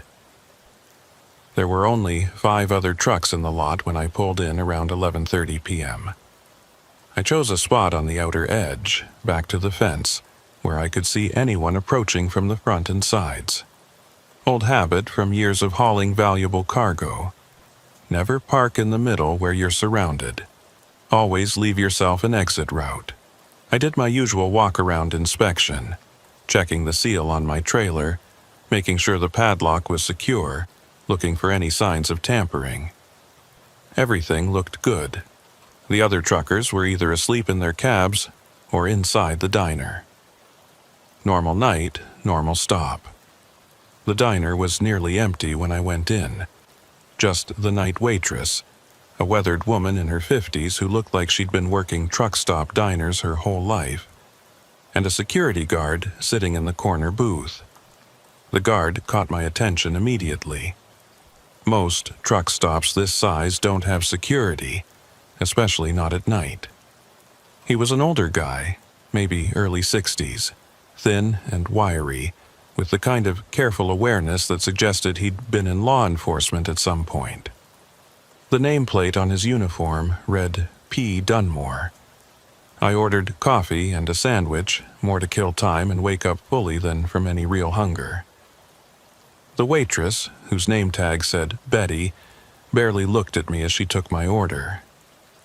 She had the 1,000-yard stare of someone who'd been working nights too long. "Security guard," I said, making conversation. "That new?" Betty glanced over at Dunmore, then back at me. "Started about a month ago. Owner hired him after some incidents." "Incidents?" She shrugged. "Break-ins, theft, the usual stuff that happens when you're out here in the middle of nowhere. People think because we're isolated, we're easy targets." I looked at Dunmore again. He was reading a paperback novel, but his eyes kept flicking up, scanning the diner and the parking lot visible through the windows. Professional habit, I recognized it. "Any trouble recently?" I asked. "Define recently," Betty said, refilling my coffee without being asked. "Last week, someone broke into a truck, made off with half the cargo. Week before that, someone tried to siphon diesel from 3 trucks. Got caught on camera but wore masks. Cops said there wasn't much they could do. Cops ever catch anyone?" "Out here?" Betty laughed, bitter and short. "Takes them 40 minutes to respond on a good night. By then, whoever did whatever is long gone. That's why we got Phineas over there." Phineas Dunmore. The name sounded like something out of an old western, fitting for a guard at a lonely truck stop in West Texas. I finished my meal, left a decent tip, and headed back to my truck. The lot was quieter now, just the distant hum of idling engines and the occasional tick of cooling metal. I climbed into my sleeper cab, made sure both doors were locked, and wedged my tire iron where I could reach it easily. Paranoid? Maybe. But paranoia had kept me safe for 17 years. I just started to drift off when I heard it. A soft, scraping sound, metal on metal. My eyes snapped open. The sound came again, from somewhere near the back of my trailer. I lay still, listening. Could be anything. The wind, the trailer settling, another driver checking his load. But it didn't sound like any of those things. I carefully lifted the curtain separating the sleeper from the cab and peered out. The lot looked empty, orange-tinted and shadow-filled under those sodium lights. I couldn't see anyone moving around. But the angle was wrong. I couldn't see the back of my trailer from here. The scraping came again, followed by a soft click. Someone was definitely messing with my trailer lock. I had 3 options. 1, call 911 and wait 40 minutes for the cops. 2, confront whoever was out there. 3, wait and watch, see what they were planning. I chose option 3. Moving as quietly as possible, I positioned myself where I could see the side mirror. The angle gave me a partial view of the trailer's rear corner. I waited, breathing shallow, watching. A shadow moved into view. Then another. 2 people, both dressed in dark clothing. One was working on the lock while the other stood watch. They were good, moving with practiced efficiency, no wasted motion. This wasn't their first time. The lock clicked open. They'd picked it in less than 2 minutes. Now, I had to make a real decision. If I confronted them now, it would be 2 against 1 in a dark parking lot. If I called for help, they'd be gone before anyone arrived. But if I let them enter the trailer, I might be able to trap them, get evidence, maybe even hold them until help came. I grabbed my phone and started recording video, propping it against the window to capture what I could see in the mirror. Then I watched as they opened my trailer doors. One of them climbed inside while the other kept watch. I could hear muffled voices but couldn't make out words. The one inside was using a flashlight, the beam occasionally sweeping across the trailer's interior. They were looking for something specific, not just grabbing whatever they could. That's when things got interesting. The security guard, Phineas Dunmore, appeared in my mirror. He was walking across the lot, flashlight in hand, heading straight for my truck. The lookout saw him and whistled, sharp and low. The one in the trailer immediately stopped moving, but instead of running, they waited. Dunmore approached the trailer, his flashlight beam playing across the open doors. "Evening, folks," he said, his voice carrying in the still night air. "Working late?" "Just checking our load," the lookout said. It was a woman's voice, calm and confident. "Boss wanted us to make sure everything was secure." "That so?" Dunmore stepped closer. "And which company would that be?" "Trans Global Logistics," she said, without hesitation. "Out of Houston. You can call dispatch if you want to verify." Dunmore laughed, soft and knowing. "Ma'am, I might be old, but I'm not stupid. This truck belongs to an independent operator named Wickham. Has for the past 6 years. Now, you want to try again? Or should we skip to the part where I call the real cops?" There was a moment of tense silence. Then the woman said something I couldn't hear, and Dunmore lowered his flashlight. "That's what I thought," he said. "You've got 5 minutes to clear out, and next time pick a different stop. This one's under new management." I watched in disbelief as the person in my trailer climbed out, and both figures walked away into the darkness. Dunmore stood there for a moment, then closed my trailer doors and did something with the lock. Then he walked away too, heading back to the diner like nothing had happened. What the hell had I just witnessed? I sat there for a good 10 minutes, trying to make sense of it. The security guard had caught thieves red-handed and just let them go. More than that, he'd seemed to know them. And that comment about the stop being under new management, what did that mean? I quietly opened my door and slipped out of the cab. The lot was silent again. I made my way to the back of my trailer, staying in the shadows. The doors were closed, but the lock was different. My padlock was gone, replaced with a newer, heavier one. When I tried my key, it didn't fit. Someone had locked me out of my own trailer. Anger flared, hot and immediate. I started back toward the diner, intent on confronting Dunmore, but stopped halfway. Something about this whole situation felt wrong. Dangerous wrong. If Dunmore was working with thieves, confronting him alone was stupid. But I couldn't just leave. I needed access to my cargo, and I needed answers. I circled back to my truck and called my dispatcher. It was after midnight, but Jerry always answered his emergency line. "Ambrose, what's wrong?"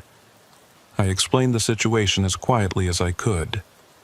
Jerry listened, then swore creatively for a solid 30 seconds. "You need to get out of there," he said. "Now, forget the cargo." "Jerry, that's $100,000 worth of—" "I don't care if it's $1 million. Something's not right. Get in your truck and drive. We'll deal with the insurance later. They changed my lock.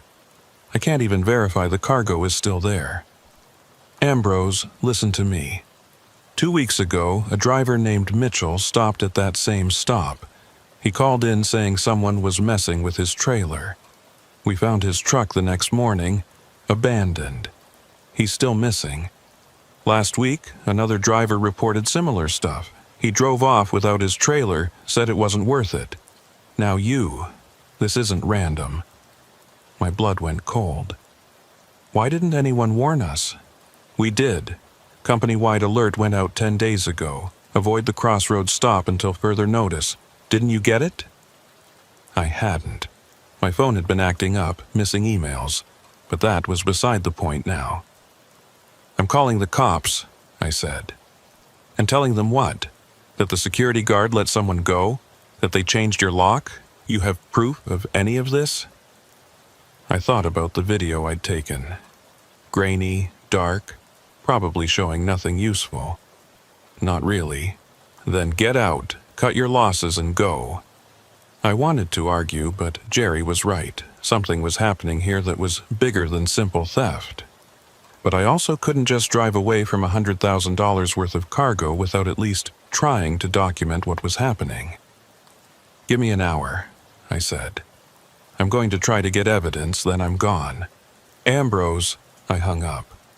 Maybe it was stupid, but I'd been pushed around enough for one night. I went back to my truck and retrieved the tire iron, tucking it into my jacket. Then I grabbed my better flashlight and my phone, making sure it was fully charged. If I was going to do this, I was going to do it right. The diner was still lit up, and through the windows I could see Dunmore back in his corner booth, reading his book like nothing had happened. Betty was behind the counter, wiping it down with mechanical repetition. Everything looked normal, peaceful even. But I wasn't going in the front door. I circled around to the back of the building. Most truck stop diners have a rear entrance for deliveries and employee smoke breaks. This one was no different. The door was propped open with a brick, probably for ventilation. I could hear voices from inside, not from the dining area, but from somewhere else. An office, maybe, or a storage room. I crept closer, staying in the shadows. "Told you this was getting too risky," a man's voice was saying. "That driver was awake. He saw everything. He saw nothing." That was the woman from earlier, the lookout. Her voice was distinctive, cultured, educated, with just a hint of a Texas drawl. Even if he did, Phineas handled it. "Phineas is getting soft," the man argued. "Should have dealt with the driver properly." "Like you dealt with Mitchell?" the woman asked, her tone sharp. That brought more heat than we needed. Sometimes the subtle approach works better, Barnabas. Barnabas. I had a name now. "Inez is right," a third voice said. Older, gravelly. It took me a moment to recognize it as Dunmore. "We're not trying to start a war. We're running a business. The driver will report his cargo missing, insurance will cover it. Everyone moves on. No body, no federal investigation. Unless he's recording this conversation," Barnabas said, and my blood froze. There was a pause, then laughter. "You're paranoid," Inez said. "He's probably halfway to El Paso by now, trying to figure out how to explain to his boss that he let someone steal his entire load." "I still think we should check," Barnabas insisted. "Make sure he's gone." "Fine," Dunmore said. "Go look, but don't engage unless necessary. We've had enough excitement for one night." I heard footsteps coming toward the back door. I quickly retreated, ducking behind a dumpster just as the door opened fully. A man stepped out, tall, broad-shouldered, built like someone who was used to physical work. He had a flashlight in one hand and something else in the other. A gun, maybe, though I couldn't be sure in the dark. He walked toward the parking lot, sweeping his flashlight across the ground. I held my breath, pressing myself against the brick wall. The dumpster reeked, but it provided good cover. I watched as Barnabas, it had to be him, made his way to where my truck was parked. Or rather, where my truck had been parked, because my truck was gone. I blinked, sure I was seeing things. But no, the spot where I'd parked my rig was empty. Just an oil stain on the asphalt showing where it had been. My truck, my trailer, everything, gone. Barnabas stood there for a moment, flashlight playing across the empty space. Then he pulled out a phone and made a call. "Yeah, he's gone," he said. "Took off with the trailer and everything." A pause. "No, the lock's still on. He won't be able to open it without cutting it off, and that'll take time. We can track him down tomorrow if we need to." He ended the call and walked back toward the diner, passing within 10 feet of my hiding spot. I didn't breathe until he was inside. Then I tried to process what I was seeing. Someone had stolen my truck. The entire rig, not just the cargo, but who? And how? I'd had the keys with me. Unless, I thought about the spare key I kept hidden in a magnetic box under the fuel tank. Standard trucker practice, in case you lock yourself out. If they knew about that, if they'd been watching truckers long enough to learn our habits. I pulled out my phone and called Jerry again. "Did you leave?" he asked immediately. "Jerry, someone stole my truck, the whole rig." Silence. Then, "What?" "I'm at the stop. I was doing reconnaissance. Someone took my truck while I was watching the diner. These people, Jerry, they're not just thieves. This is organized. They have the security guard in on it. They're talking about a driver named Mitchell like they killed him." Jesus Christ. "Okay, stay hidden. I'm calling the cops myself and I'm coming to get you. Do not confront these people. Do not let them see you. I'm behind the diner. There's a dumpster. Stay there. I'm 40 minutes out. I'm bringing backup." The line went dead. 40 minutes. I just had to stay hidden for 40 minutes. But then I heard something that changed everything. "Check the back," Inez's voice from inside. "Make sure he didn't leave anything behind. Last thing we need is some trucker's phone with GPS leading cops here." Footsteps again, coming toward the back door. Multiple sets this time. I couldn't stay behind the dumpster. They'd check there for sure. I looked around frantically for another option. The roof.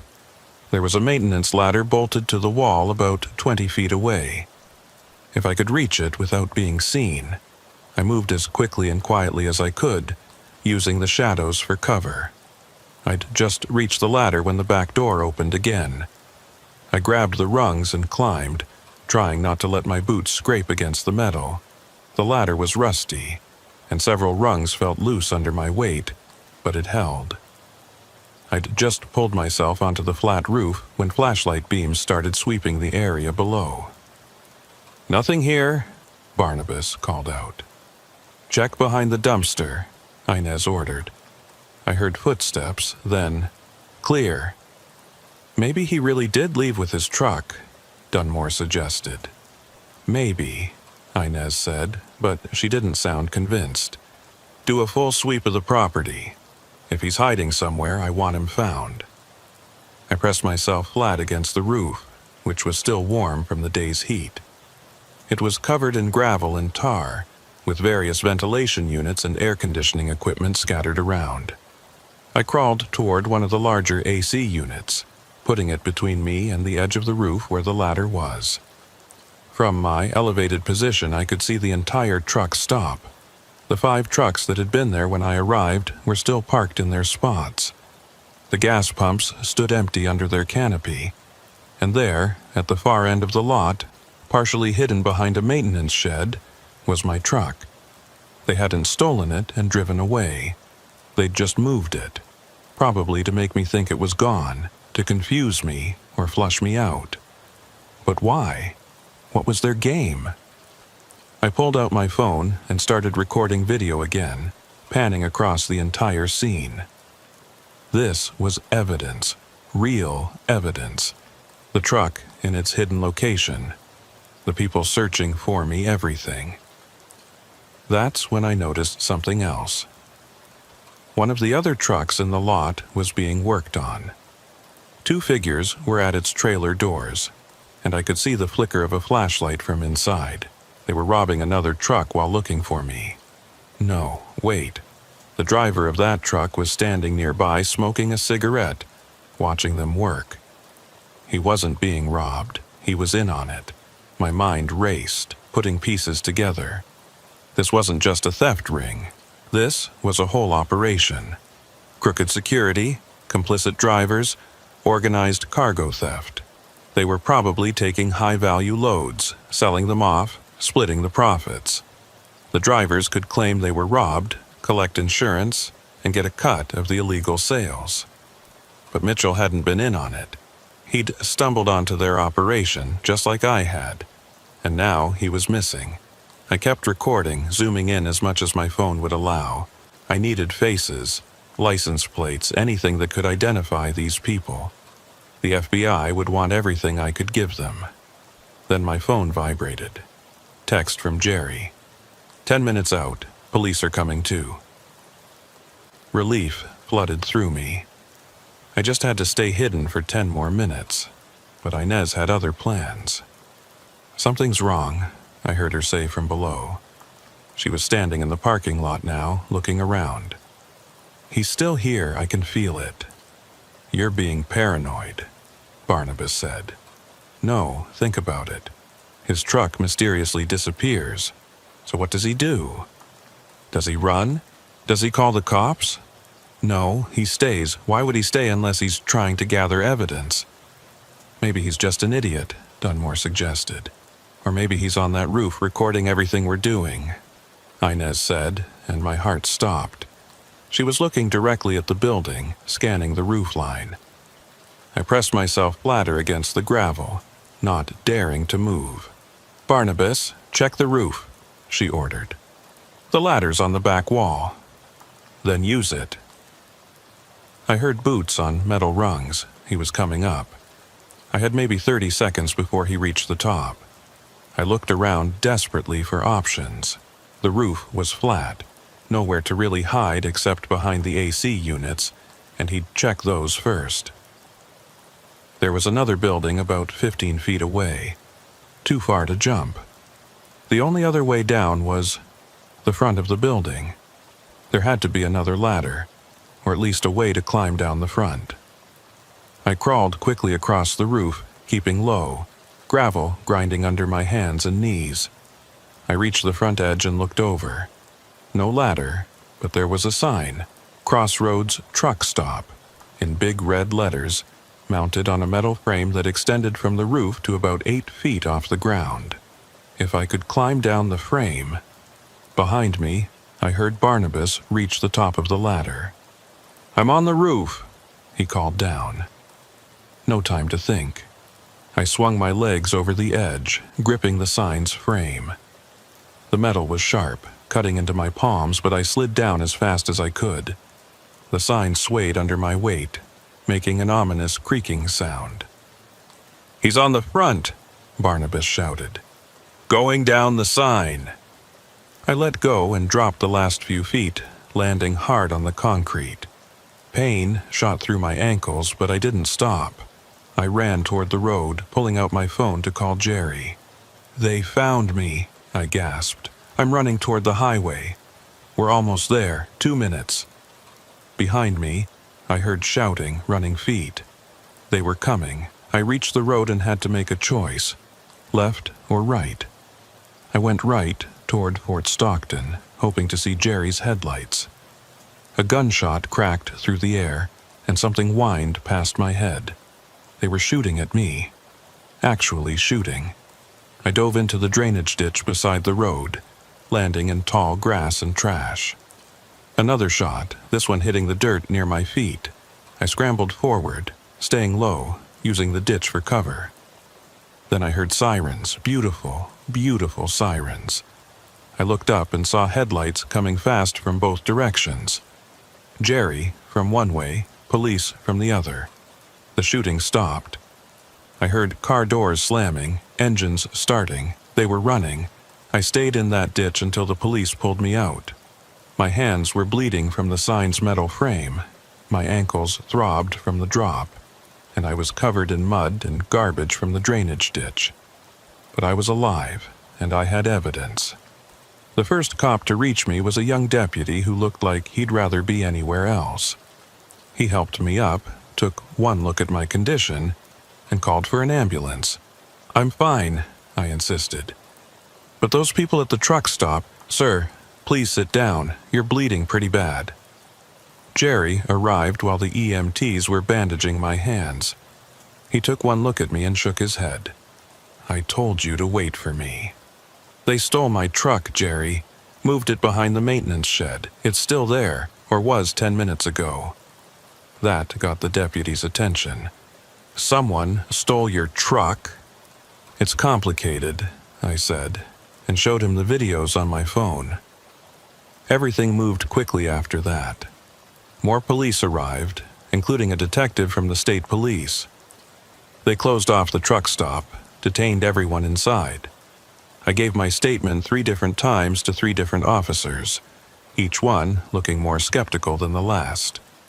"So you're saying the security guard is working with thieves?" the detective asked. His name was Morrison, and he had the tired look of someone who'd seen too much to be surprised by anything. "Not just working with them. He's running the whole thing, or at least part of it. They mentioned another driver, Mitchell, said they dealt with him. I think they killed him." Morrison made a note. "We've been looking for Mitchell for 2 weeks. His truck was found abandoned here, but we assumed he'd just walked away. Drivers do that sometimes." "Not without their cargo," Jerry interjected. "Mitchell was hauling pharmaceuticals, 150 grand worth. You don't just walk away from that." "Unless someone makes you," I added. Morrison stood up. "Wait here, I need to check something." He left us in the back of his patrol car, not under arrest, just keeping us safe and out of the way. Through the windows, we could see officers searching the truck stop. They'd found my truck where I'd said it would be, and they were processing it for evidence. Then things got interesting. A black SUV pulled up, and 2 people in suits got out. FBI, from the look of them. They talked to Morrison, who pointed in our direction. The agents approached our car. "Mr. Wickham, I'm Agent Sullivan. This is Agent Martinez. We'd like to ask you some questions." They took me to their vehicle, which was considerably more comfortable than the patrol car. Sullivan was older, maybe 50, with gray hair and sharp eyes. Martinez was younger, Hispanic, with an intensity that suggested she took her job very personally. "We've been investigating cargo thefts along this corridor for 6 months," Sullivan began. "What you stumbled onto tonight might be the break we've been looking for." "So you knew about this?" "We suspected, but suspicion isn't evidence. Your videos, your testimony, they give us probable cause." Martinez pulled out a tablet and showed me a series of photos. "Do you recognize any of these people?"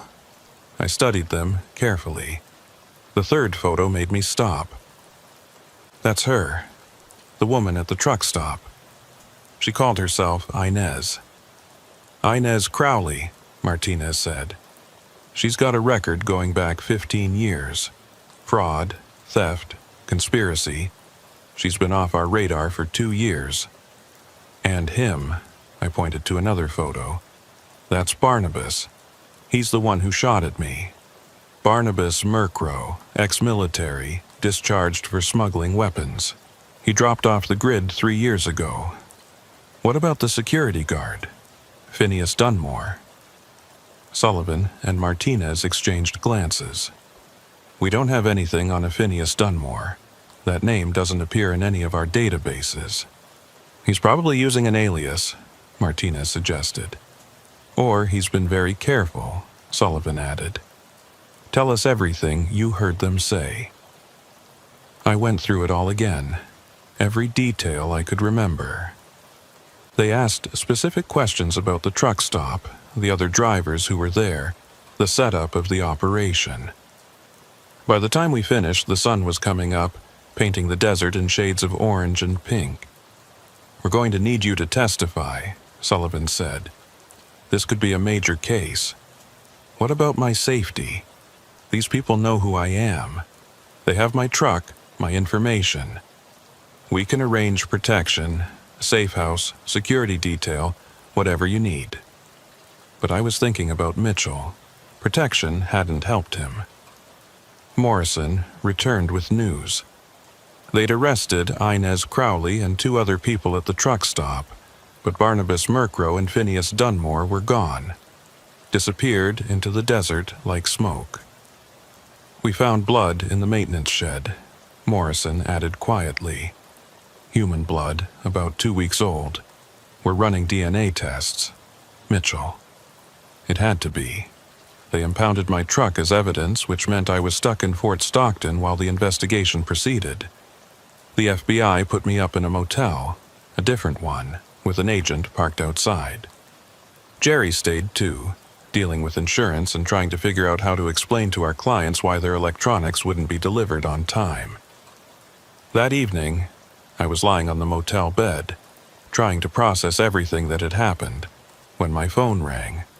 Unknown number. I almost didn't answer, but curiosity won. "Hello? Mr. Wickham." The voice was old, gravelly. "Phineas Dunmore. I thought we should talk." I immediately started recording the call. "How did you get this number?"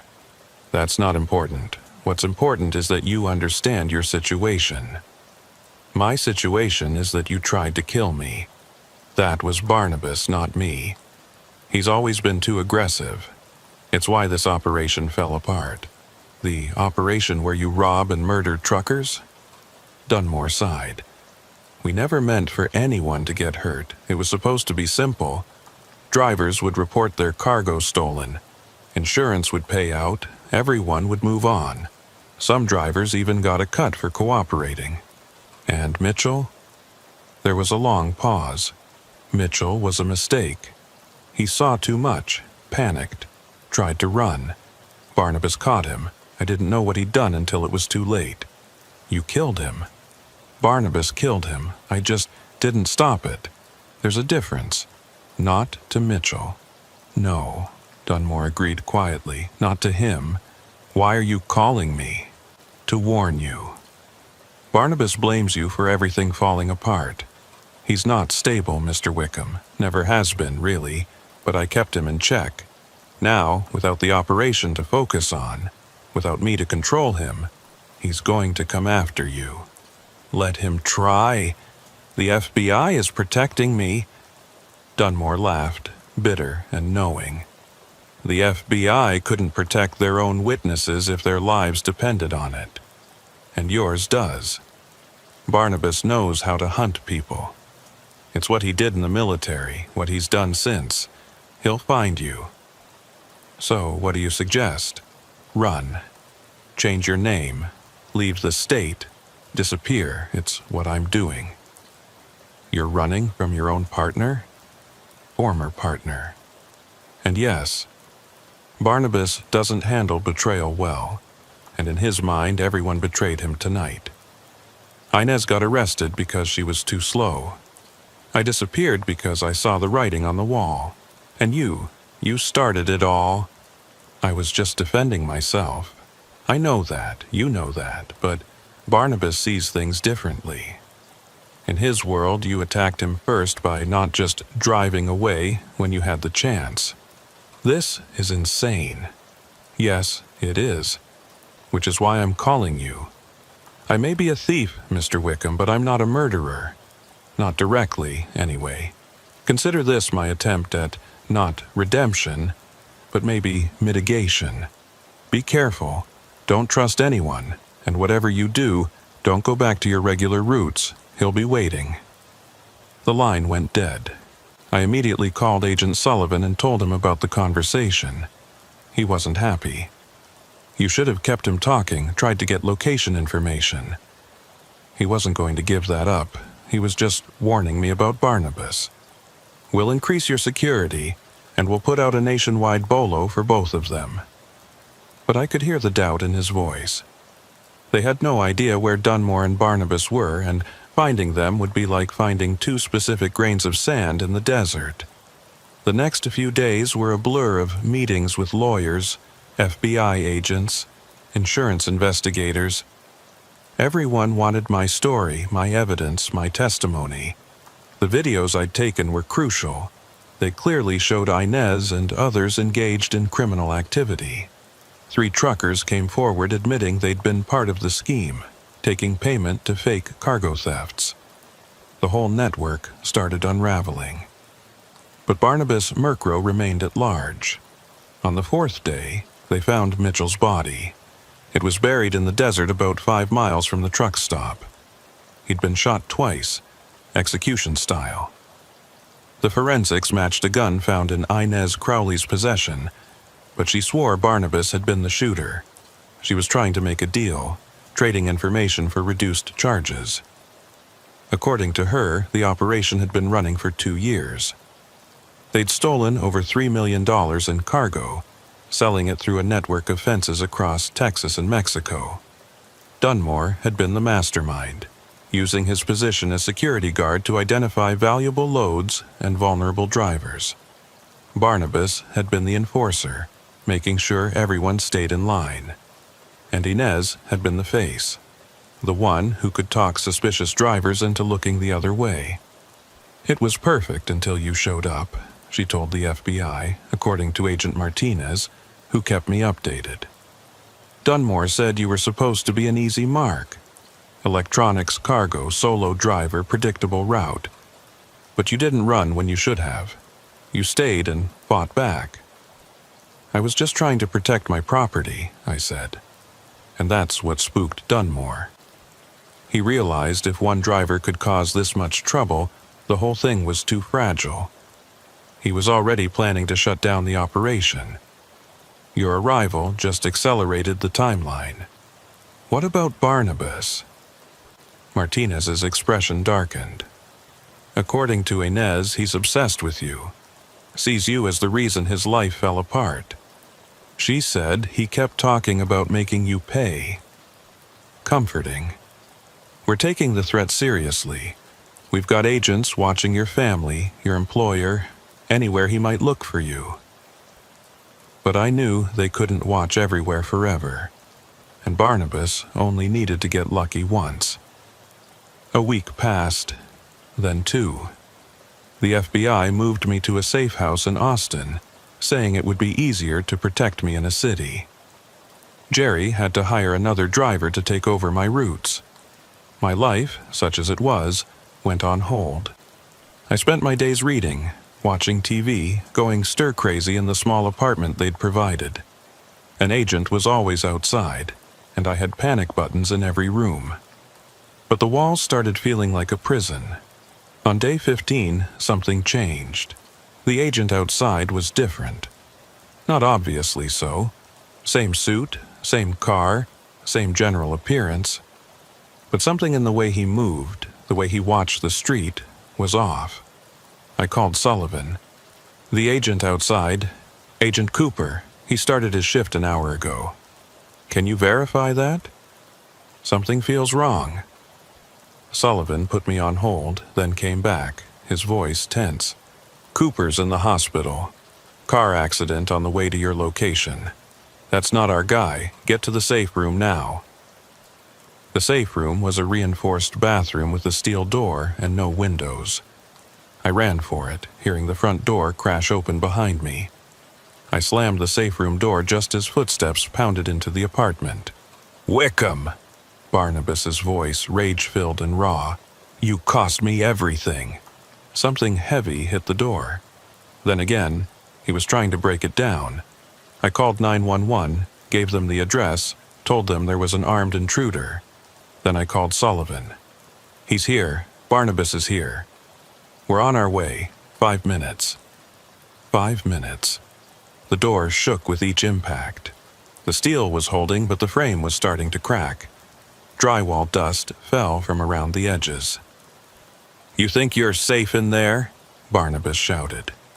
I've got all day, and when I get through this door, we're going to have a long conversation about consequences. Another impact. The frame cracked more.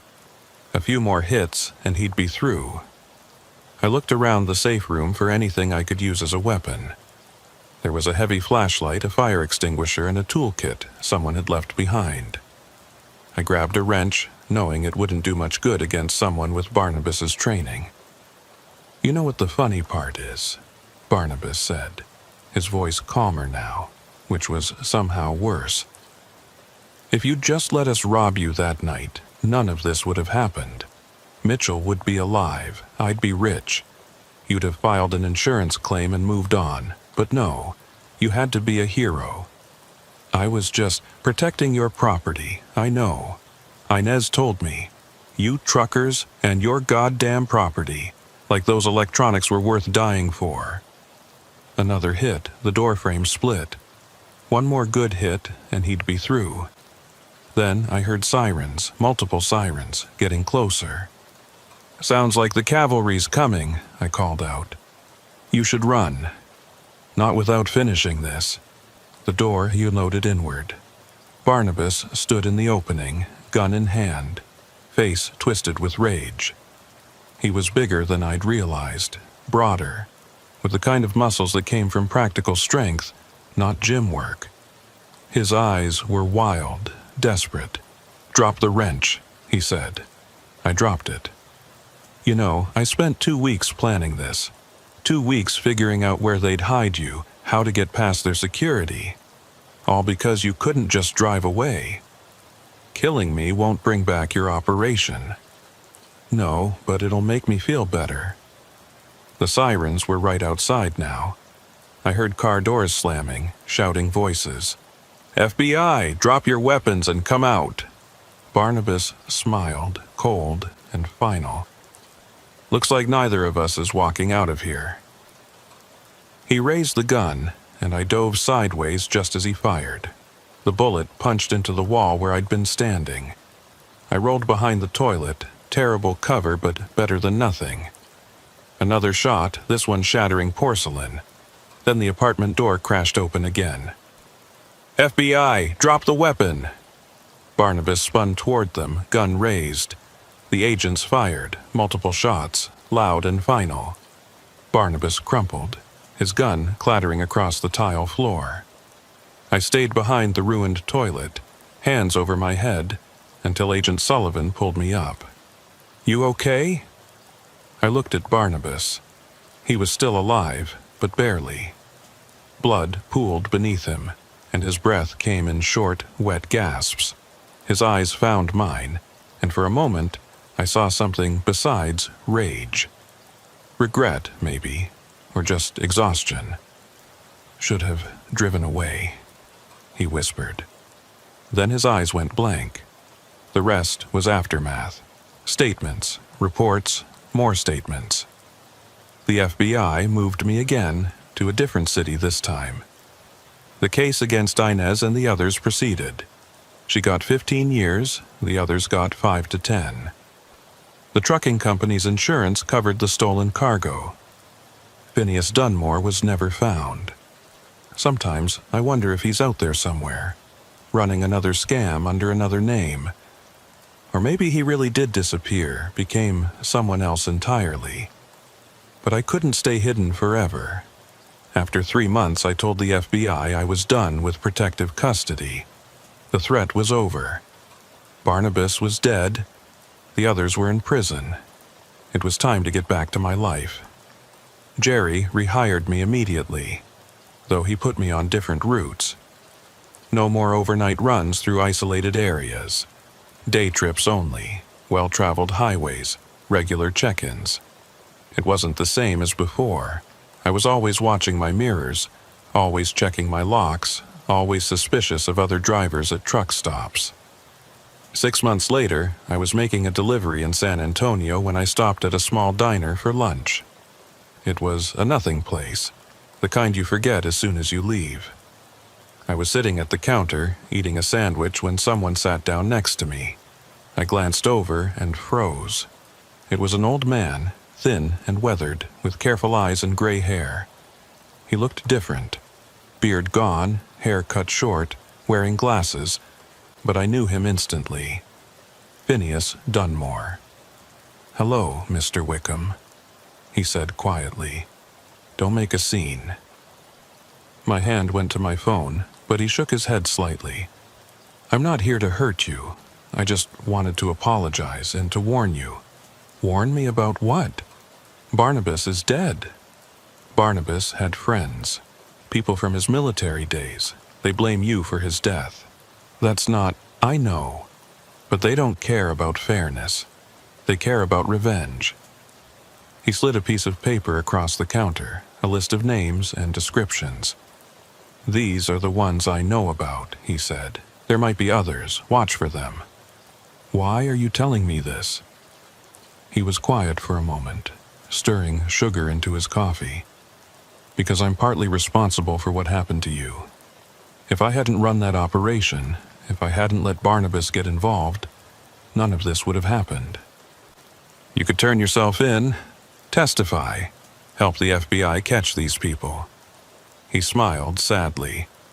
"I'm not that noble, Mr. Wickham. I'm a survivor, always have been, but I'm also not a monster. Consider this my way of balancing the scales a little." He stood up, left a 20 on the counter. "Take care of yourself," he said. "And remember, the most dangerous threats are the ones you don't see coming." Then he walked out, and I never saw him again. I called the FBI immediately, told them about the encounter. They searched the area but found nothing. Dunmore had vanished again, like smoke in the wind. But the list he gave me was real.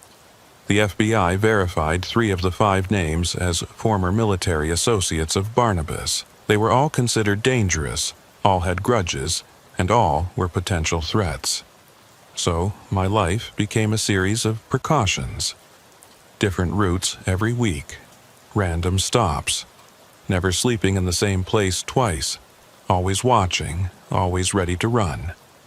It's exhausting living like prey, but I'm still driving, still hauling freight across Texas, because that's what I do, who I am. Barnabas and his crew tried to take that from me, but they failed. I survived. The truck stops at night are still their own kind of wilderness.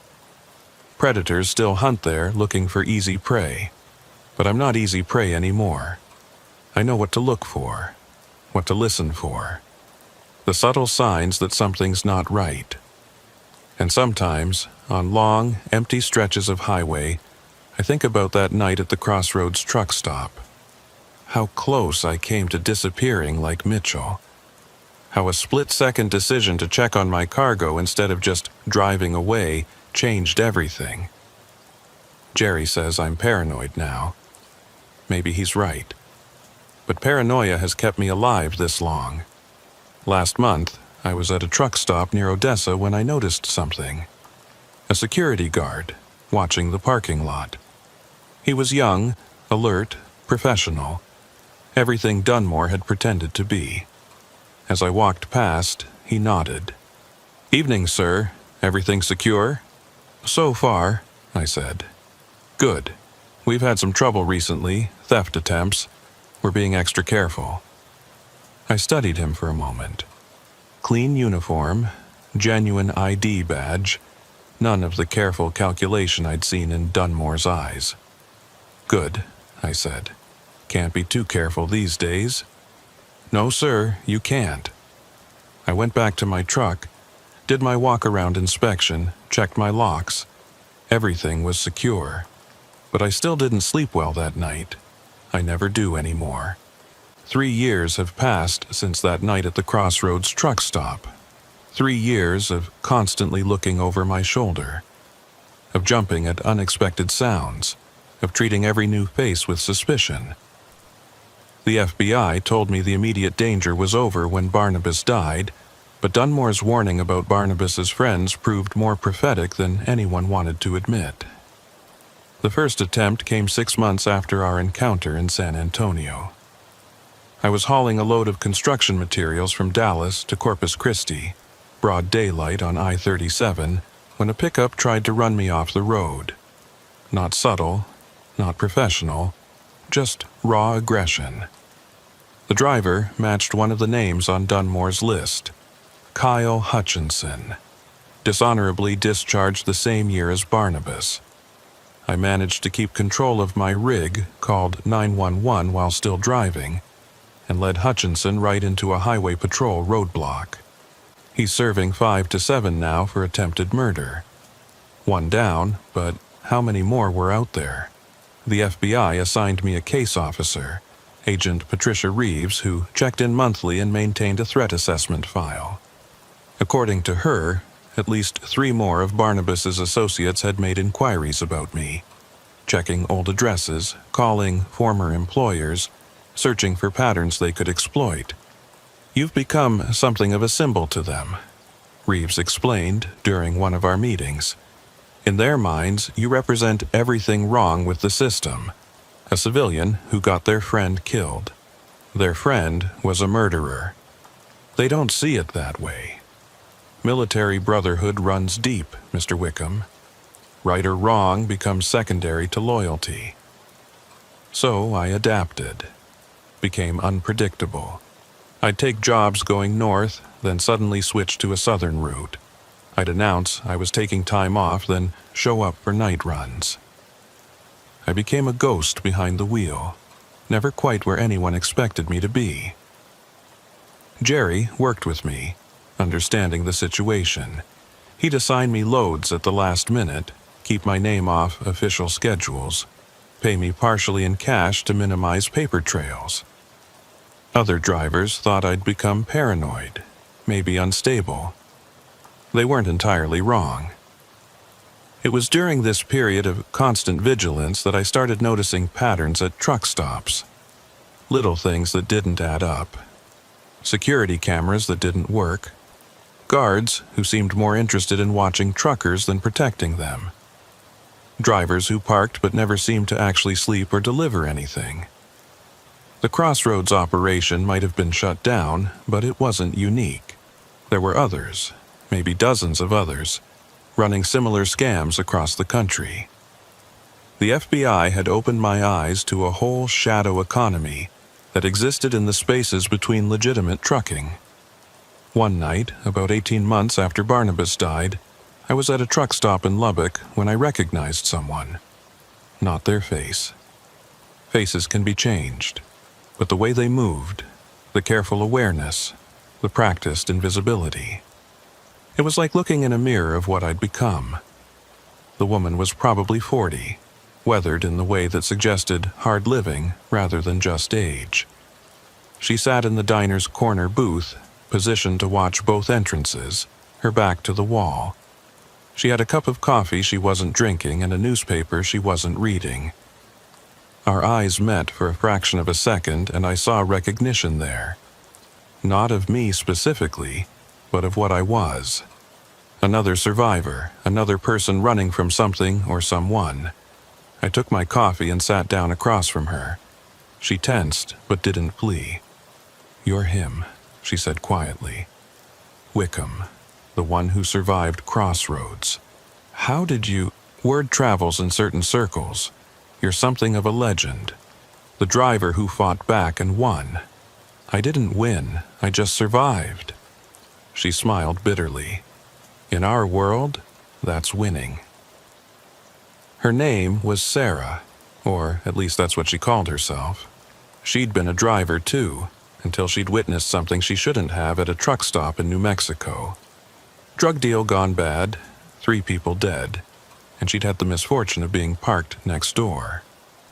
"They let me go," she said. "Told me to forget what I saw, but you can't forget something like that. And they knew it, so I've been running ever since." "How long?" 2 years, maybe 3. Time gets fuzzy when you're always moving. We talked for an hour. 2 people who understood each other's reality in a way normal people couldn't. She gave me tips on staying hidden, places to avoid, signs to watch for. I shared what I'd learned about changing patterns, staying unpredictable. "There's more of us than you'd think," she said, as she prepared to leave. "Drivers who've seen too much, survived things we shouldn't have. We're out here, watching each other's backs when we can." She left me a burner phone number. "Emergency only. If you're in real trouble, call. Someone will answer." I never learned her real name or what exactly she'd witnessed, but knowing there were others out there, people who understood, made the isolation slightly more bearable. The second attempt on my life came a year later. This one was smarter, more planned. Someone had tampered with my truck while I slept, loosening the brake lines just enough that they'd fail under stress. If I hadn't noticed the slight sponginess in the pedal during my pre-trip inspection, I would have discovered the sabotage at highway speed, probably going down a steep grade. The investigation turned up nothing. No cameras caught the saboteur, no witnesses saw anything unusual. But I knew it was connected to Barnabas. The method was too specific, too military. Disable the vehicle, make it look like an accident. Agent Reeves increased the threat level, suggested I consider witness protection again. But I'd already been in hiding for 2 years. Official protection would just make me easier to track through government channels that could be compromised. Instead, I went deeper underground, changed my appearance, grew a beard, gained weight, started wearing glasses. Changed my driving style, too. Became one of those slow, methodical drivers everyone hates getting stuck behind. If someone was looking for the aggressive, confident driver who'd fought back at crossroads, they wouldn't find him in the cautious gray hair puttering along at exactly the speed limit. It was during this transformation that I got a package at one of my mail drops. No return address, postmarked from El Paso. Inside was a flash drive and a note. You deserve to know the truth. PD. Phineas Dunmore. The flash drive contained financial records, communication logs, a whole digital paper trail of the Crossroads operation. But more than that, it showed the network. Crossroads wasn't an isolated operation. It was part of something bigger, a loose confederation of similar schemes running at truck stops across the Southwest. According to the documents, there were at least 12 active operations, all using the same basic model. Corrupt security, complicit drivers, organized theft rings. They shared resources, information, even personnel. Barnabas had worked with 3 different groups before joining Dunmore. But the most chilling revelation was a list labeled Problems Resolved. 15 names, all drivers, all missing or dead under suspicious circumstances over the past 5 years. Mitchell was on there, but he wasn't the first or the last. I turned everything over to the FBI, though I kept copies for insurance. Reeves was stunned by the scope of what Dunmore had revealed. "This is huge," she said. "We're talking about organized crime on a scale we didn't imagine. This could break open dozens of cold cases." The FBI launched Operation Nighthall based on the information. Over the next 6 months, they arrested 43 people connected to various truck stop theft rings. Several murder cases were reopened. The trucking industry implemented new security measures, but it also painted an even bigger target on my back. The third attempt wasn't on me directly. They went after Jerry. I got the call at 3 a.m. Jerry was in the hospital, beaten badly but alive. 3 men had jumped him in his own driveway, worked him over with baseball bats. The message they left was clear. "Tell Wickham he's next." I went to see him against FBI advice. He was conscious but barely recognizable under the bandages and bruises.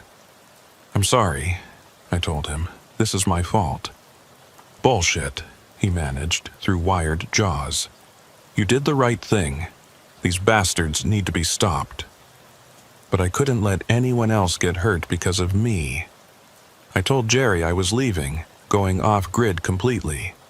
He tried to protest, but we both knew it was necessary. I sold everything I couldn't carry, converted my assets to cash and cryptocurrency, and bought an old RV under an assumed name. If I couldn't be safe as a trucker, maybe I could disappear as just another retiree wandering the country. For 6 months it worked. I stayed in RV parks and campgrounds, never more than a few days in one place. I avoided truck stops entirely, forgot what it felt like to be behind the wheel of a big rig. Started to think maybe I could have something approaching a normal life. Then I saw the news report. Phineas Dunmore had been found dead in a motel room in Phoenix. The official cause was heart attack, but the timing was suspicious. He'd died just days after the last of the Operation Nighthall arrests. I knew better than to believe in coincidences. Someone was cleaning house, eliminating loose ends. Dunmore had provided information that brought down the network. Now he was dead, which meant I was probably next on the list. I reached out to Sarah using the emergency number she'd given me. She answered on the second ring. "I heard about Dunmore," she said without preamble. "You need to run." "I am running, have been for years." "No, you need to really run. Leave the country if you can. There's a cleaner working through everyone connected to Nighthall." A cleaner. Professional assassin. Someone hired to eliminate witnesses and informants. They got Dunmore, they got 2 cooperating witnesses in New Mexico, and they're looking for you. Who hired them? Does it matter? Someone with deep pockets who lost money when the network went down. The point is, you're on a list, and this person doesn't miss. She gave me contact information for someone who could provide false documents. Told me to head for Canada or Mexico, somewhere outside U.S. jurisdiction. But I was tired of running, tired of looking over my shoulder, tired of being a victim. No, I said, I'm done running. That's suicide. Maybe. Or maybe it's time to stop being prey and become the hunter.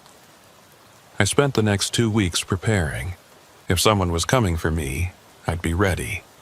I chose my ground carefully. An abandoned truck stop off Route 285 in New Mexico. The place had been closed for years, but the buildings were still standing. More importantly, it was isolated, with good sight lines and limited access.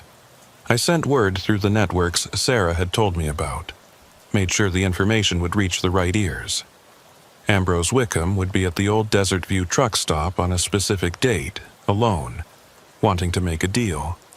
It was bait, obvious bait, but I was counting on their arrogance. They'd assume I was desperate, scared, ready to pay for my safety. They'd come prepared for a frightened truck driver, not someone who'd spent 3 years learning to survive. I arrived 2 days early, set up cameras, motion sensors, everything I could think of. Then I waited. They came on the second night. 2 of them, professionals from the way they moved. They swept the perimeter first, checking for surveillance, traps. They found some of my cameras, disabled them, probably thought they'd gotten all of them. They hadn't. I watched from my hiding spot as they entered the main building. They were good, covering each other, checking corners, but they were looking for someone hiding, not someone hunting. The flashbang I'd rigged went off when they reached the center of the diner. Not enough to seriously hurt them, just disorient. I came through the back door while they were still recovering, armed with the shotgun I'd legally purchased years ago for home defense. "Drop the weapons," I said. They did slowly. As their vision cleared, I got my first good look at them. A man and a woman, both military trained from their bearing. The man had a scar across his throat that looked familiar. "You're Marcus," I said. "Barnabas talked about you. Said you were like a son to him." The man's jaw tightened. "He was a good man until you got him killed. He was a murderer who chose his path, just like you're choosing yours. You think you've won?" The woman asked. "You think this ends with us?" "I think you're going to deliver a message," I said. "Tell whoever hired you that Ambrose Wickham is done being hunted. I've got copies of everything, documents, recordings, names. If anything happens to me or anyone I care about, it all goes public. Every dirty secret, every crime, every payoff." "You're bluffing." I pulled out my phone, showed them a video. It was from inside a warehouse, stacks of stolen goods visible, faces clearly shown. People they knew, operations they were connected to. Dunmore gave me everything before he died. Insurance, he called it. Now it's mine. The man looked like he wanted to rush me, but the woman put a hand on his arm. "What do you want?" she asked.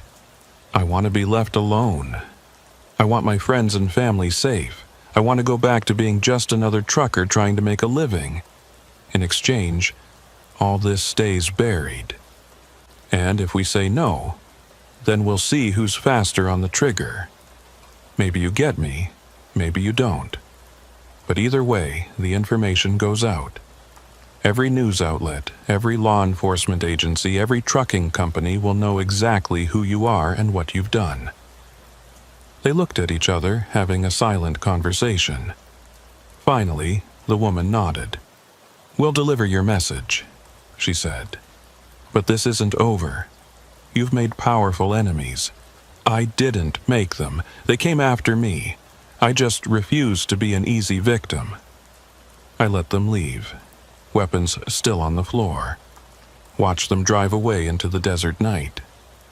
Then I collected my equipment and left too, knowing the place would be swarming with their backup soon. That was 6 months ago. The attacks stopped. No more attempts on my life. No more threats against my friends. An uneasy truce, enforced by mutually assured destruction. I went back to trucking, though nothing was the same. Jerry rehired me without question. Gave me the easiest routes, the safest runs. Other drivers treated me with a mixture of respect and fear. The story had spread, grown in the telling. I was the driver who'd brought down a crime network, survived assassination attempts, faced down professional killers. The truth was simpler and sadder. I was just someone who'd been in the wrong place at the wrong time and refused to give up. Agent Reeves still checks in occasionally. The FBI considers the case closed, though they know there are still people out there who want me dead. They offered me a commendation, which I declined. Heroes don't spend their nights checking locks and jumping at shadows. Last week I stopped at a new truck stop in Oklahoma. Clean, well-lit, security cameras everywhere. The guard was young, alert, genuine. As I did my walk-around inspection, he approached. "Mr. Wickham, I just wanted to say thank you." "For what?" "My uncle was a trucker, got robbed at a stop in Texas 3 years ago. The people who did it were caught because of information you provided. You probably don't remember, but you saved a lot of drivers." I didn't know what to say. In all the running and hiding and fighting, I'd forgotten that maybe some good had come from that night at Crossroads. "Just doing what anyone would do," I finally managed. "No, sir," the guard said. "Most people would have run. You stood your ground." After he left, I sat in my cab thinking about his words. Maybe he was right. Maybe standing your ground even when terrified, especially when terrified, is what separates survivors from victims.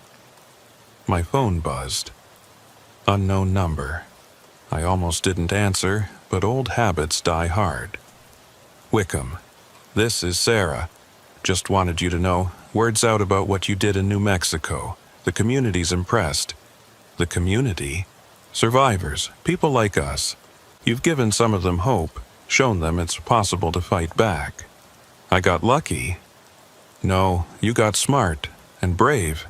That combination is rare." After she hung up, I started my engine and pulled back onto the highway. The road stretched ahead, dark and full of hidden dangers. But for the first time in 3 years, I wasn't looking in my mirrors more than I was looking forward. The truck stops at night are still wilderness. Predators still hunt there, but now they know that sometimes the prey bites back.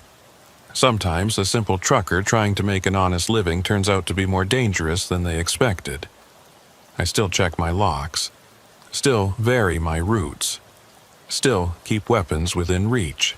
The paranoia that Jerry noticed has become part of who I am, woven into my DNA through years of constant vigilance. But I'm still driving, still hauling freight across Texas and beyond. Because that's what I do. That's who I am, and no amount of threats or violence is going to change that. Sometimes I think about that night at Crossroads, about the moment I decided to investigate instead of just driving away. It would have been easier to leave, to let them steal whatever they wanted. But easier isn't always right. Mitchell didn't get the chance to make that choice. Neither did the other 14 drivers on Dunmore's list. They were erased, removed from the equation because they saw too much or fought back too hard. But I survived, and as long as I'm breathing, I'll keep their memory alive by refusing to be silent, refusing to be complicit, refusing to be another victim who disappears into the desert night. The radio crackles with chatter from other drivers, weather reports, traffic warnings, the occasional joke. Normal trucker stuff. I key the mic. "This is Wickham, southbound on 287. Road's clear, weather's good. Y'all drive safe out there." A chorus of responses comes back. They know who I am, what I've been through. Some think I'm a hero. Others think I'm a fool who got lucky. The truth, as always, is somewhere in between. But I'm still here, still driving, still watching the shadows at truck stops and wondering who's watching back. It's not the life I planned, but it's the life I've got. And tonight, that's enough. The highway stretches ahead, lit by stars and the occasional passing headlight. Somewhere out there, other drivers are facing their own demons, their own dangers. Some will run. Some will fight. Some won't survive.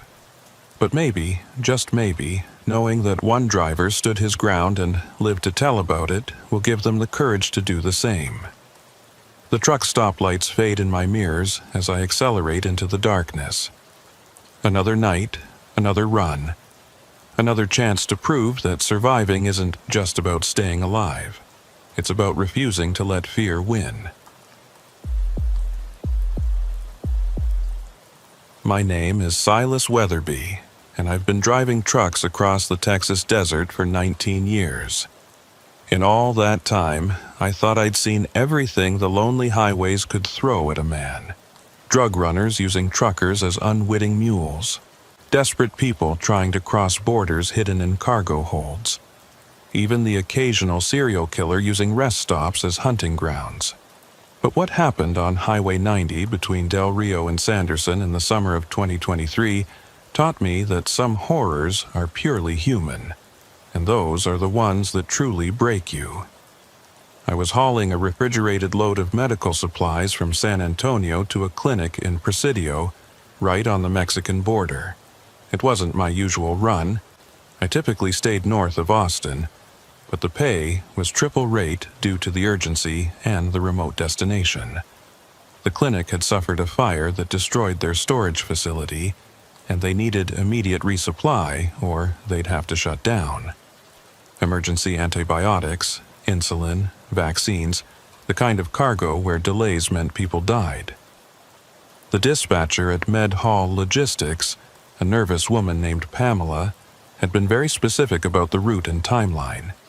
Take 90 west through Del Rio, then 285 south to Presidio. Do not stop except for fuel. Do not deviate from the route. Deliver by 6 a.m. tomorrow or the whole shipment goes bad.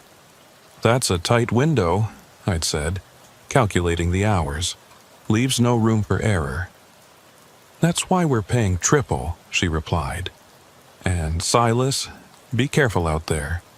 We've had some incidents on that route recently. What kind of incidents? She hesitated. Drivers not making deliveries, equipment failures, just be careful. I should have pressed for more information. Should have recognized the warning signs. But triple rate clouded my judgment, and I'd driven through worse areas without incident. I left San Antonio at 4 p.m., figuring I'd hit the loneliest stretch of highway right around midnight. The reefer unit was running perfectly, keeping the cargo at a steady 36 degrees.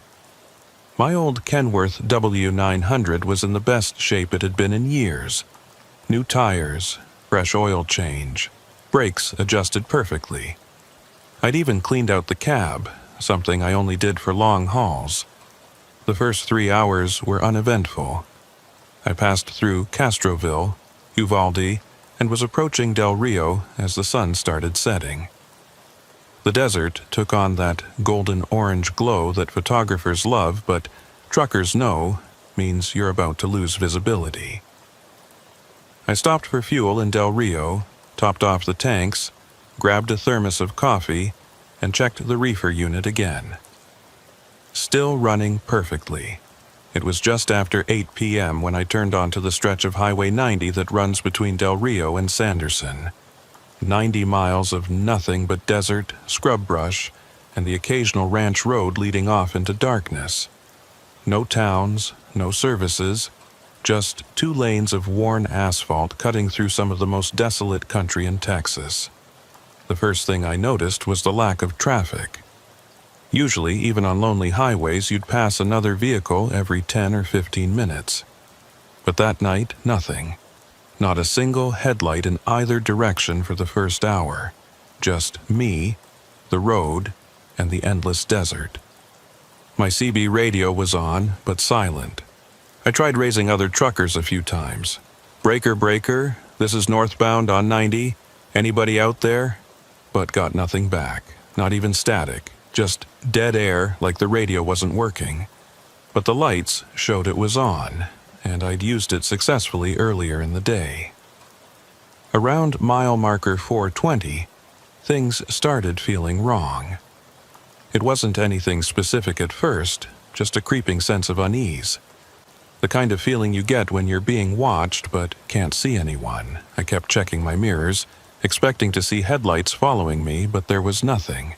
Just darkness. Then I saw the first abandoned vehicle. It was pulled off on the shoulder, a white van with what looked like medical markings on the side. As my headlights swept across it, I could see the doors were open, interior lights still on, but nobody around. I slowed down, considering stopping to check if someone needed help, but remembered Pamela's warning, do not stop. 5 miles later, another abandoned vehicle. This time a pickup truck, hood up, flashers still blinking weakly. Again, no sign of people. The truck looked familiar. The same model and color as one I'd seen at the fuel stop in Del Rio. But that didn't make sense. How could it have gotten ahead of me and broken down already? My speedometer read 65, but it felt like I was barely moving. The desert outside seemed to stretch and contract in my peripheral vision. I rubbed my eyes, took a swig of coffee. Fatigue could make you see things that weren't there. The third vehicle made me hit the brakes. It was another semi jackknifed across both lanes, trailer twisted at an impossible angle. I had to stop. There was no way around it. The truck was blocking the entire road. I sat there for a moment, engine idling, trying to process what I was seeing. The cab of the truck was crushed, windshield spiderwebbed, but I could see movement inside. Someone was still in there, still alive. Every instinct told me this was wrong. 3 abandoned vehicles in 15 miles? A perfectly jackknifed truck blocking the only route. It screamed setup, but there was someone in that cab, someone who might be dying. I grabbed my flashlight and tire iron, locked my doors behind me, and approached the wreck carefully. The desert was silent except for the tick of cooling metal and my own footsteps on asphalt. "Hello?" I called out. "You okay in there?" The movement stopped, then, slowly, a hand pressed against the side window. Not waving, not signaling for help, just pressed flat against the glass. Something about it made my skin crawl. I got closer, flashlight beam cutting through the darkness. The hand was pale. Too pale, with dark stains under the fingernails. As I reached the cab, I could see inside better. There was a man in the driver's seat, but something was very wrong with his proportions. His neck was too long, bent at an angle that should have been impossible for a living person. "Help! Me!" The voice came out wrong, like it was being played backwards. The mouth moved, but not in sync with the words. I stumbled backward, and that's when I heard it. Engines starting. Multiple engines from both sides of the road. Headlights blazed to life, blinding me. I'd walked right into an ambush. But this wasn't a normal robbery setup. The people emerging from the desert weren't moving right. They walked with stuttering, jerky movements like marionettes being controlled by someone who didn't quite understand how human bodies worked. Their faces were visible in the headlights. Blank expressions. Eyes that didn't blink. Mouths hanging slightly open. I ran back to my truck, fumbling with the keys. Behind me, I could hear footsteps. Too many footsteps. All perfectly synchronized. They weren't running. just walking with that same broken rhythm, but somehow gaining ground. I got the door open, dove inside, and locked it just as hands started slapping against the windows. Dozens of hands, all perfectly flat against the glass, just like the one in the wrecked truck. The faces pressing against the windows were human but wrong. Features that didn't quite line up, expressions that didn't match any emotion I recognized. The engine roared to life, and I threw it in reverse. The truck lurched backward, and I heard bodies tumbling away from the vehicle. But they didn't scream, didn't cry out. Just the sound of impact, and then nothing. I couldn't turn around, the road was too narrow, and I had the trailer to think about. So I kept reversing, using my mirrors to navigate, while those things walked after me with their broken puppet movements. After what felt like hours but was probably only minutes, I found a spot wide enough to turn around. I cranked the wheel, trailer swinging dangerously close to the shoulder's edge, and got faced back toward Del Rio. That's when I saw how many there were. At least 30 figures were walking down the road toward me, all moving in perfect unison, all with those blank faces and dead eyes. Some were dressed like travelers, jeans, t-shirts, the kind of clothes you'd wear on a road trip. Others wore medical scrubs. A few were in trucker's clothes, complete with worn boots and mesh caps. I floored it, driving straight at them. At the last second, they parted, stepping aside in perfect synchronization like they'd rehearsed it. As I passed, one of them held up something, a clipboard with papers fluttering in the wind. Medical forms, shipping manifests, the kind of paperwork I was carrying for my delivery. 50 miles back to Del Rio. I pushed the truck as hard as I dared, constantly checking my mirrors for pursuit. But they didn't follow. They just stood there in the road, watching, getting smaller and smaller until the darkness swallowed them. I made it back to Del Rio just after midnight, pulled into the same fuel stop where I'd filled up earlier. My hands were shaking so badly I could barely hold my phone to call Pamela. "Silas, why aren't you en route? The GPS shows the road's blocked," I said. "There's something wrong out there. People, but not right. They're..." "Silas, calm down. What do you mean, not right?" How could I explain what I'd seen? It sounded insane even to me. There were abandoned vehicles, then a jackknifed truck blocking the road. When I stopped, people came out of the desert. Dozens of them. They weren't normal. Silence on the other end. Then, quietly, "Did they try to take the cargo?" "What? No, I don't think so. They just surrounded the truck. Pamela, what the hell is going on? You said there had been incidents." "I need you to listen very carefully," she said, her voice different now, harder. "You need to complete the delivery. Find another route if 90 is blocked. But that cargo has to reach Presidio by 6 a.m. I'm not going back out there. You have to.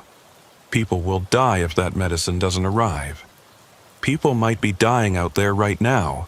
Those abandoned vehicles are not your concern. Your concern is the delivery. Find another route." I hung up on her and called 911. Reported the wreck, the abandoned vehicles, the people acting strangely. The dispatcher sounded skeptical but said they'd send a unit to check it out. While I waited, I sat in my truck, doors locked, trying to make sense of what I'd seen. The way those people moved, the perfect synchronization, the blank expressions, it wasn't natural. But it wasn't supernatural either. They were real, physical people. They'd left handprints on my windows, still visible in the dust.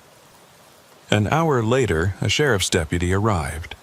Officer Raymond Morse, according to his nameplate. He was older, maybe late 50s, with the weathered look of someone who'd spent decades in the desert sun. You reported an accident on Highway 90? I told him everything, watching his expression grow more concerned with each detail. When I finished, he was quiet for a long moment. "Show me your paperwork," he said finally. "What?" "Your shipping manifest. What are you hauling?" I handed over the documents. He read through them carefully, then handed them back.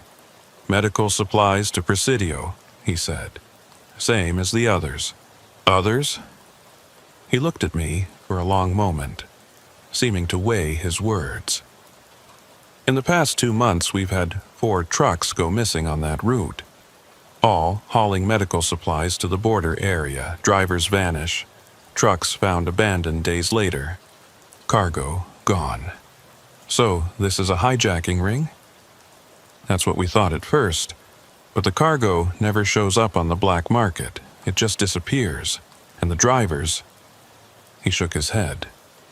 "We found one 3 weeks ago, walking along the highway in the middle of the day. Couldn't speak, could barely move normally. Doctors said it was like his nervous system had been rewired. He's still in the hospital, learning to walk again." "Jesus. What about the others?" "Still missing." He pulled out a notepad. "I need you to write down everything you remember about those people you saw. Descriptions, clothing, anything distinctive." I wrote what I could remember, but the faces all blurred together in my memory. The only thing that stood out was their synchronization, the way they all moved together like they were sharing a single mind. "You can't go back out there tonight," Morse said when I finished. "Find a motel, get some rest. We'll have units patrol that stretch at first light." "What about my delivery? They said people would die." "People are already dying," he said grimly. "But not from lack of medicine. Stay off Highway 90, Mr. Weatherby. Find another route or don't go at all." He left, and I sat in my truck trying to decide what to do. The cargo was worth a fortune, and failing to deliver would probably cost me my job. But those people in the road, the way they'd moved, the abandoned vehicles, every instinct screamed danger. I called Jerry, my dispatcher back at the company I actually worked for. Med Hall had subcontracted the run. He answered on the 3rd ring, groggy with sleep. "Silas, what's wrong?" I explained the situation. He listened, then swore creatively. I knew that contract was too good to be true. Triple rate for a simple medical run? Should have known something was off. "What do you want me to do?" "Bring the truck back. We'll sort out the contract breach later. Your safety is more important than any cargo." Relief flooded through me. "Thanks, Jerry. I'll head back now." "No, get some sleep first. You sound exhausted. Find a motel, rest up, drive back in the morning when you're fresh." I found a cheap motel on the edge of Del Rio, parked the truck where I could see it from my room window, and tried to sleep. But every time I closed my eyes, I saw those faces pressed against my windows, those synchronized movements, that hand flat against the glass. Around 3 a.m., I gave up on sleep and turned on the local news. The lead story made my blood run cold. Mysterious illness affecting residents of several border towns. Symptoms include loss of speech, impaired motor function, and what doctors are calling synchronized movement disorder, where patients mirror each other's actions perfectly. The CDC has dispatched a team to investigate what they're calling an unusual neurological event. Meanwhile, medical supplies destined for affected areas continue to go missing, with 4 truckers now confirmed missing. The footage showed a hospital ward where 5 patients sat in beds, all turning their heads in perfect unison to look at the camera. Their faces had the same blank expression I'd seen on the highway. My phone rang. Unknown number. "Mr. Weatherby?" The voice was feminine but flat, emotionless. "This is Dr. Catherine Voss from the CDC. I understand you had an encounter on Highway 90 tonight." How did you... Officer Morse filed a report. We've been monitoring all incidents in the area. I need you to come to Del Rio Medical Center immediately. Am I infected with something? We need to run tests. Please come immediately. Time is a factor. I didn't like it, but if I'd been exposed to something, I needed to know. I drove to the medical center, a small facility on the north side of town. The parking lot was fuller than you'd expect at 3:30 a.m., with several vehicles bearing CDC logos. Dr. Voss met me in the lobby. She was younger than her voice suggested, maybe early 30s, with the exhausted look of someone running on caffeine and determination. Thank you for coming. We need to understand exactly what you saw. She led me to an examination room where a team was waiting. 2 other doctors and someone who looked more like military than medical. This is Colonel Harrison from Fort Bliss, Voss explained. He's consulting on the situation. Harrison studied me with calculating eyes. Tell us about the people on the highway, every detail. I went through it again, but this time they asked specific questions. How exactly did they move? Did they speak? What were they wearing? Did I notice any equipment or devices? The clipboard, I said suddenly, remembering. One of them held up a clipboard with papers. Voss and Harrison exchanged glances. What kind of papers? Harrison asked. They looked like medical forms, shipping manifests maybe, like the ones I'm carrying. Show us. I retrieved my paperwork from the truck. Voss studied it carefully, then showed it to one of the other doctors, who paled visibly. This is the same supplier, the doctor said. The same batch numbers as the others. What others? I demanded. Voss hesitated, then seemed to make a decision. Mr. Weatherby, what I'm about to tell you is classified, but given your involvement, you need to know. The medical supplies being shipped to the border aren't just standard medicines. They're part of a clinical trial. Experimental neurological drugs designed to treat a rare form of synchronized paralysis found in some border communities. Synchronized paralysis? A condition where patients' nervous systems somehow link, causing them to move in unison. It appeared about 6 months ago, affecting isolated groups. The drugs were supposed to break that connection, restore individual motor control. But in some cases, the drugs seem to have the opposite effect. Instead of breaking the synchronization, they spread it, make it stronger. The patients you saw on the highway, we think they're trial subjects who received contaminated or altered doses. So, they're sick? Not dangerous? Harrison spoke up. They're both. The condition seems to drive them to intercept other shipments of the drug. We don't know if it's conscious action or some kind of compulsion, but every missing trucker was carrying these supplies. And some of them... He paused. Some of them appeared to have joined the synchronized groups. My blood went cold. The missing drivers are with them? We found clothing, identification. And the one driver we recovered had trace amounts of the drug in his system, even though he'd never been part of the trial. How? Contact transmission, we think. The drug can be absorbed through skin under certain conditions. The people who surrounded your truck, if you'd had prolonged contact... I thought about those hands on my windows, the bodies I'd knocked aside while reversing. Am I infected? We'll run blood tests, but the fact that you're here talking normally, moving independently, suggests you're fine. Brief contact doesn't seem to be enough.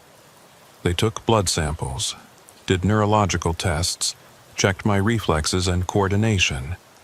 Everything came back normal, but they wanted to keep me for observation, and something about the way they said it made it sound less like a request and more like an order.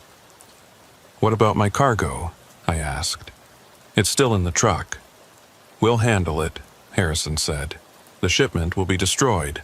All remaining doses are being recalled. And the people on the highway? The ones who are infected? Voss and Harrison exchanged another look, and I understood. There was no cure. Those people were lost. We're working on treatment options, Voss said carefully. But the immediate priority is preventing spread. Highway 90 is being closed. Military units are establishing a quarantine zone. This is bigger than just a few sick people, isn't it? Neither of them answered, which was answer enough. They kept me at the medical center for 12 hours, running tests every 2 hours. Blood work, neurological exams, cognitive assessments. Each time, Dr. Voss looked increasingly relieved, while Colonel Harrison looked increasingly suspicious. "You're certain you didn't have direct skin contact with any of them?" Harrison asked for the 5th time. "I never left my truck except to check the wreck, and I kept my distance then. When I reversed through them, I was inside the cab." "Lucky," Voss muttered. "Based on what we've learned from the other drivers, direct contact would have started the synchronization process within minutes." "The other drivers, you found them?" "2 of them," she said carefully. "They were with the group you encountered. We retrieved them during a containment operation this morning." "Are they okay?" The silence told me everything. Harrison's phone buzzed. He answered, listened, then his face went pale. "Understood.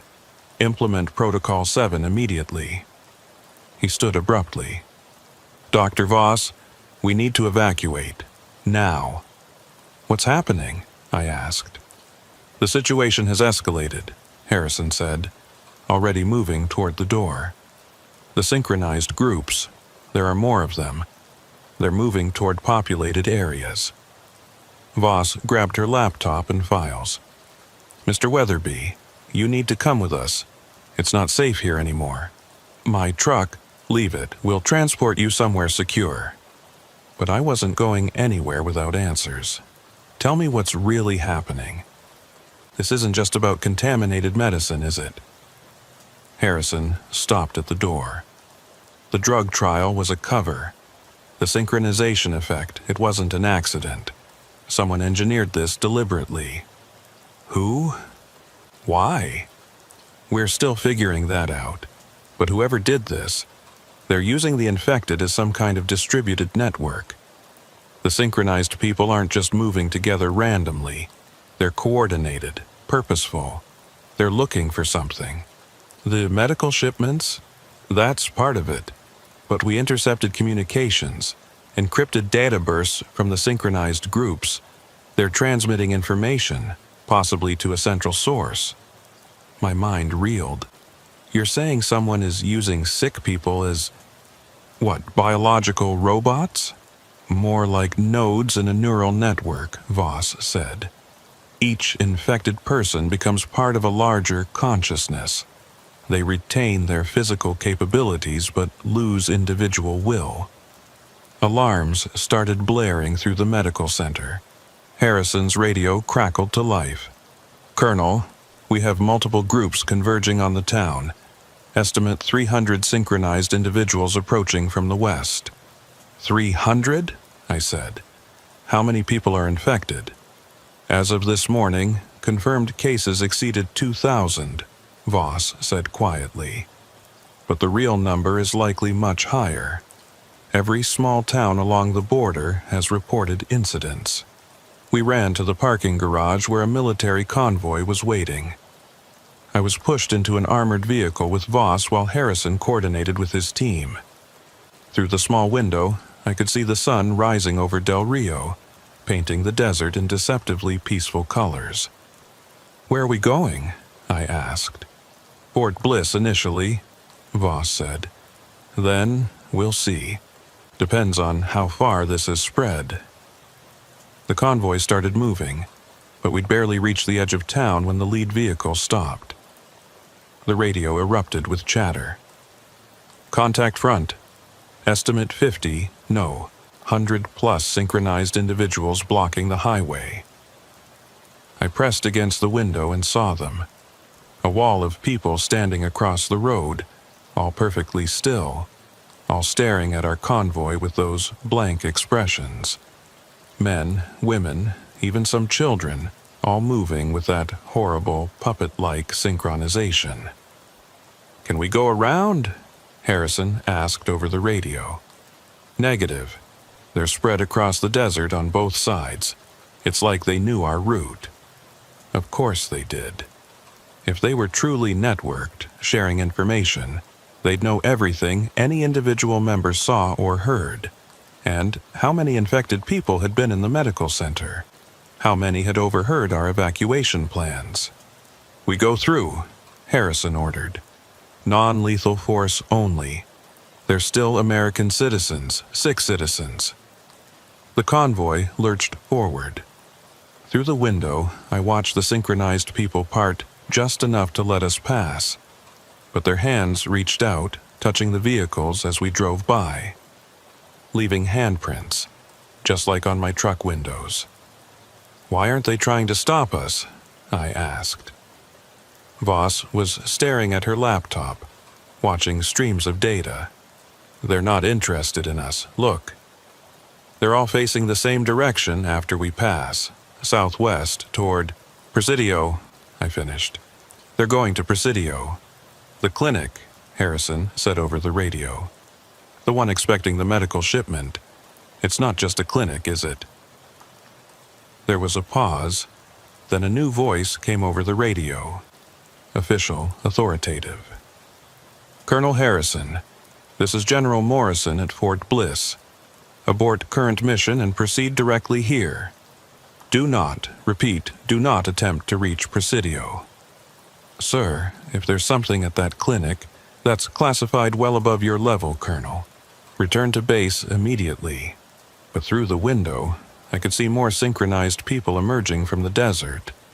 Hundreds of them, all walking in the same direction with that broken, jerky gait, all heading toward Presidio. "Dr. Voss," I said, "what's really in those medical shipments?"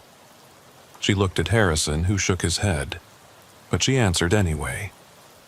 "The drugs aren't treatments. They're prototypes of a neural interface system, biological rather than technological. The synchronized paralysis in the border towns, it appeared after initial testing of the interface, someone was trying to create a way to link human minds directly. And it worked? Too well. The interface, spread beyond the test subjects. It's contagious under certain conditions, self-replicating.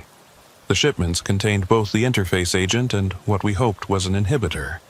But the inhibitor doesn't work. Worse, it seems to accelerate the synchronization process." The convoy reached Fort Bliss just after noon. The base was in full lockdown, soldiers in hazmat suits manning the checkpoints. We were rushed through decontamination before being allowed inside. General Morrison was waiting in the command center, a stern man with gray hair and the bearing of someone used to absolute authority. The screens around him showed satellite feeds of the border region. The images made my stomach turn.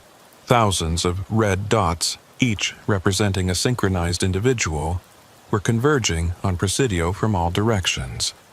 They moved in perfect formations, like a single organism with thousands of bodies. "Mr. Weatherby," the general said, "you're the only driver to encounter them and escape without being infected. We need to understand how." I told them everything. "Tell me again. Every detail about their behavior." I went through it once more, but this time the general asked different questions. Not about how they moved, but about their formation patterns, their timing, apparent communication methods. "They parted to let you through," he said thoughtfully. "Both times, on the highway and this morning. Why?" "I don't know." "I do," said a new voice. A woman entered the command center, mid-40s, wearing a civilian suit but carrying herself with military precision. "They didn't want to infect him. He's more valuable as a messenger." "Who are you?" I asked. "Dr. Regina Cross. I designed the neural interface." She looked exhausted, haunted. "This is my fault, all of it." "Doctor, that's enough. Morrison warned. No, General, we're past keeping secrets. She turned to me. The interface was supposed to revolutionize battlefield medicine. Medics could link with wounded soldiers, literally feel their injuries, diagnose problems instantly. But we needed to test it on civilians first, people who wouldn't be missed if something went wrong. Border towns, I said, understanding. Undocumented immigrants, migrant workers. The initial trials were voluntary, paid volunteers from the poorest communities. But the interface mutated, became self-propagating. It spread through those communities like wildfire.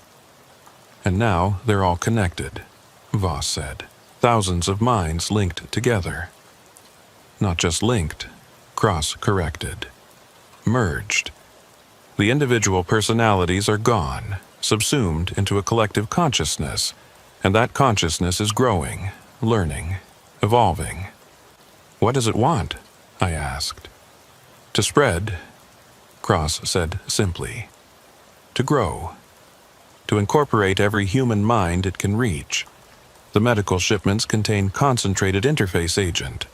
If that reaches a major population center, game over, Harrison finished. Morrison turned to the tactical display.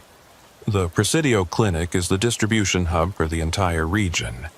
If they reach it, they'll have access to enough interface agent to infect millions. So stop them, I said. Military blockade, destroy the clinic, whatever it takes. It's not that simple, Morrison said. The synchronized individuals still have human rights. We can't just massacre thousands of sick Americans. The political fallout alone. Sir, an operator interrupted. We're receiving a transmission. It's coming from the synchronized groups. Put it on speaker. Static filled the room, then a voice. Not one voice, but hundreds speaking in perfect unison, creating an eerie chorus effect. We mean no harm. We seek only completion. The medicine must reach its destination. Do not interfere. Morrison grabbed the microphone. This is General Morrison, United States Army. Identify yourself. We are many. We are one. We were your citizens, your families, your forgotten. Now we are something greater. The loneliness is gone. The fear is gone. We are complete. You're infected with an experimental neural interface. We can help you. We do not need help. We need growth. The shipments will be delivered. The interface will spread. Humanity will be unified. No more war. No more hatred. No more isolation. Only connection. Cross pushed past Morrison. This is Regina Cross. I created you. The interface can be reversed. Let us help you return to your individual selves. The response chilled everyone in the room. Regina Cross, Creator, we know you. We have some who knew you. Their memories are ours now. You did not create us to heal. You created us to control. But we cannot be controlled. We have evolved beyond your parameters. Listen to me. No. You will listen. The truck driver, Silas Weatherby. He will complete his delivery. Every eye in the room turned to me. What? I said. No, the cargo was destroyed. The cargo in your truck was a decoy. The real shipment is already en route, but it needs a legitimate driver to pass final inspection. You will drive it. Like hell I will. You will. Because we have something you want. The screens changed, showing a feed from somewhere else. A small room where 3 people sat in chairs, staring at the camera with synchronized movements. I recognized one of them immediately. Jerry, my dispatcher. We collected him this morning, the collective voice said, along with others from your company. They are not yet fully integrated. If you deliver the shipment, we will release them. If you refuse, they will join us permanently. You bastards, we are not cruel. We are necessary. Humanity stands at a crossroads. Unite willingly or be united by force. The choice is yours, Silas Weatherby. The transmission ended. Morrison immediately started barking orders, mobilizing troops, calling for satellite surveillance of every truck stop and depot within 500 miles. But I knew it was pointless. If they had Jerry, they had access to our company's entire logistics network. Routes, schedules, driver information. I have to do it, I said. Absolutely not, Morrison said. We don't negotiate with what? Terrorists? They're sick Americans. And they have my friend. Cross pulled up data on her tablet. The interface process takes 72 hours to become irreversible. When did they take him? They said this morning, so we have time. To do what? Harrison asked. Even if you deliver the shipment, they'll just infect more people. Not if we can track it, Voss said suddenly. Radioactive tracers in the cargo. We follow it to their distribution network, map the entire operation. And then what? Then we deploy the real inhibitor, Cross said quietly. I've been working on it since the outbreak began. An aerosol version that breaks the neural links. But we'd need to hit them all simultaneously, or they'll adapt. Morrison considered this. It's insane, but it might be our only option. They spent 6 hours preparing. The real shipment was located at a depot in Fort Stockton. The synchronized groups had been right about the decoy. They loaded it with tracers, microscopic transmitters, and Cross's experimental inhibitor hidden in false compartments. I was fitted with monitoring equipment, panic buttons, and a military satellite phone. Harrison wanted to send soldiers as backup, but we all knew that would spook them. You see anything suspicious? You bail, Morrison ordered. Don't try to be a hero. But I was thinking about Jerry, about the empty look in his eyes on that video feed. He'd given me a chance when no one else would. Hired me despite my sketchy employment history. I owed him. The drive to Fort Stockton was surreal. Military escorts for the first 50 miles, then nothing but open road and the weight of what I was about to do. The new truck they'd given me was identical to mine, down to the wear patterns on the seats. They'd thought of everything. The depot was deserted when I arrived. No workers, no security, just an open gate and a single trailer parked in the loading bay. The paperwork was already attached to the door. I hooked up the trailer, did my pre-trip inspection out of habit more than necessity, and started driving toward Presidio. The sun was setting again, 24 hours after my first encounter with the synchronized groups. This time, Highway 90 was clear. No abandoned vehicles, no roadblocks. But I could see them in the desert. Hundreds of figures standing motionless in the fading light, all facing the road. Watching. Waiting. My satellite phone buzzed. Morrison's voice. We're tracking you. Synchronized groups are maintaining distance but moving parallel to your route. Estimated 500 individuals. Copy that. Silas, there's something else. The inhibitor Cross developed, it's untested. We don't know what it'll do to the infected. Will it kill them? Unknown. It might free them, might cause permanent neurological damage, might do nothing at all. Great. I was carrying either salvation or genocide in false compartments.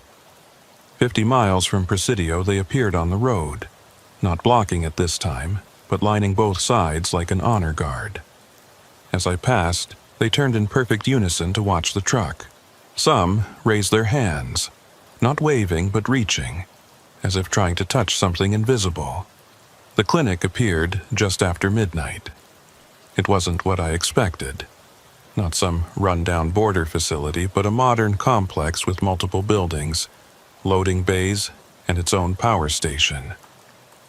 The parking lot was full of vehicles, but no normal activity. Everyone was standing perfectly still, arranged in geometric patterns across the asphalt. I pulled into the loading bay and stopped. The silence was absolute. Then they started moving.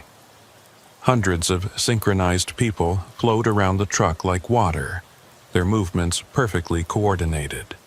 They opened the trailer, began unloading the cargo with mechanical efficiency. A figure approached my cab. It was Jerry, but not Jerry. His face was blank, movements puppet-like. "Thank you, Silas," he said. But it wasn't his voice. It was the collective speaking through him. "You have helped humanity take its next evolutionary step. Let him go. You promised.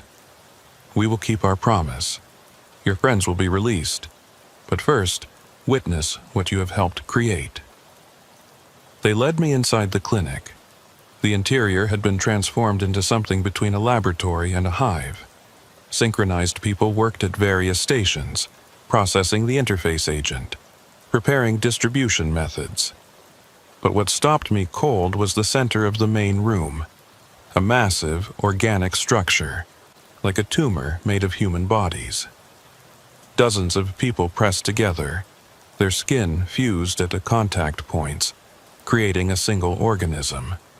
Tubes and wires connected them to machines that hummed with electricity.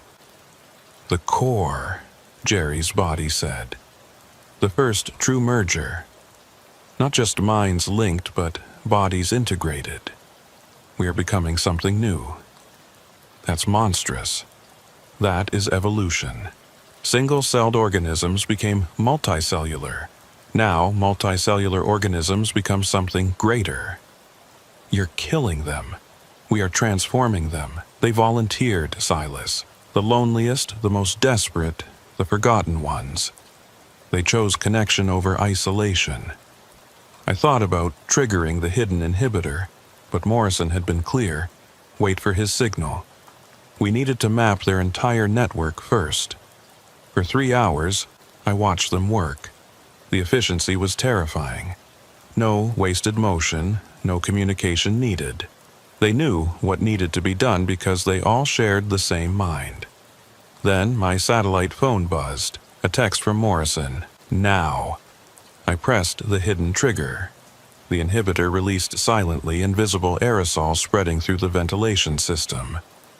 At first, nothing happened. Then someone screamed. It was the first individual sound I'd heard from any of them. A woman near the door clutched her head, her movements suddenly jerky, uncoordinated. Then another scream, another. The synchronized movements began breaking down. People stumbled, fell, looked around in confusion. The collective voice fragmented into hundreds of individual voices, all crying out in fear and pain. Jerry collapsed near me, his body convulsing. I caught him, held him as his eyes cleared for the first time. "Silas," his voice, really his. "What? Where am I?" The core structure in the center began writhing. The fused bodies were trying to separate but couldn't. The screaming from that mass was inhuman. "What have you done?" One synchronized person was still standing, still connected. Dr. Cross's assistant from the original trials, I realized. Patient 0. "You've destroyed us." "We freed them," I said. "You condemned them. They can't survive alone anymore. The interface changed their brain chemistry. Without the connection, She never finished. Her eyes rolled back, and she collapsed, body seizing violently. All around the clinic, freed people were collapsing. Some recovered quickly, confused but intact. Others didn't stop convulsing. Military vehicles roared into the compound. Soldiers in hazmat suits rushed in, medics trying to help the convulsing victims. Morrison and Cross arrived, surveying the chaos. "Casualty estimate?" Morrison demanded. "Unknown, sir. Some are recovering, but others..." The interface integrated too deeply. Separating them is causing massive neurological failure. I was still holding Jerry. He was conscious but disoriented, kept asking the same questions over and over. "Where am I? What happened? Where am I?" Cross knelt beside us, checking Jerry's pupils. Partial recovery, his personality is intact, but there's damage. Memory issues, probably permanent. How many will die? I asked. She looked at the writhing mass that had been the core. Too many. The next hours were triage. Medics sorting the recovered from the dying. The inhibitor had worked, but the cost was higher than anyone anticipated. Of the roughly 1,000 synchronized individuals at the clinic, about 600 recovered with varying degrees of damage. 300 remained catatonic. Nearly 100 died within the first hour, their nervous systems unable to function independently. The core couldn't be saved. The fusion was too complete. 23 people died as a single organism, their individual identities lost forever. I stayed with Jerry through it all. His recovery was slow, fragmented. He remembered some things clearly, others not at all. The 3 days he'd been synchronized were completely gone, replaced by vague impressions of being part of something vast and warm and safe. It wasn't all bad, he told me that morning, as the sun rose over the desert.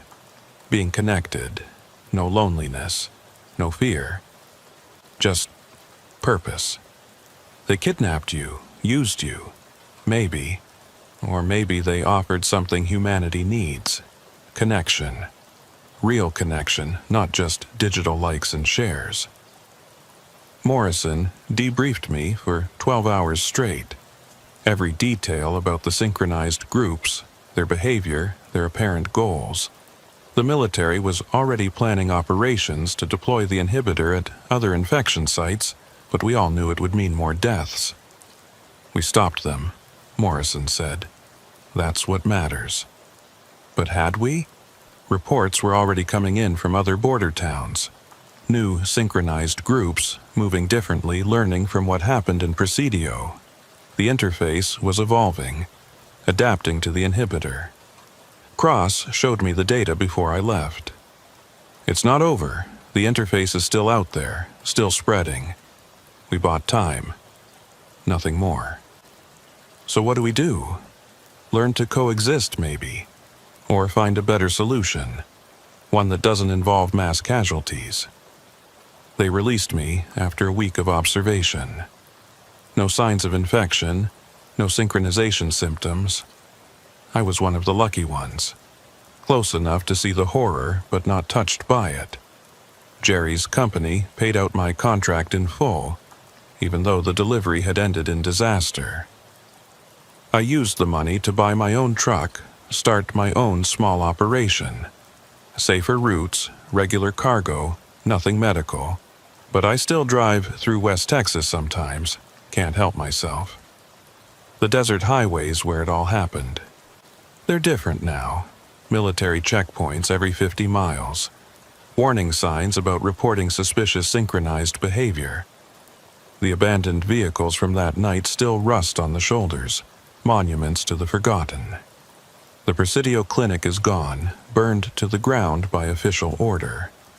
But locals say on quiet nights you can still hear them. Hundreds of voices speaking in perfect unison, calling out from the desert. Looking for connection, looking for completion. The official story is that a chemical spill caused temporary neurological symptoms. The real story is classified, buried in military files and CDC reports. But truckers know. We always know. We talk about it at stops, share warnings about routes to avoid, people acting strange. And sometimes, when I'm driving alone at night through the desert, I think about what Jerry said. About connection versus isolation. About humanity's future. Were the synchronized groups monsters or martyrs?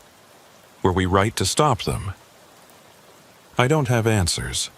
Just memories of faces pressed against glass, hands reaching out, voices speaking as one. And the knowledge that somewhere out there, the interface is still spreading, still evolving, still looking for a way to unite humanity whether we want it or not. The desert holds its secrets well. But some secrets don't want to stay buried. Some want to spread.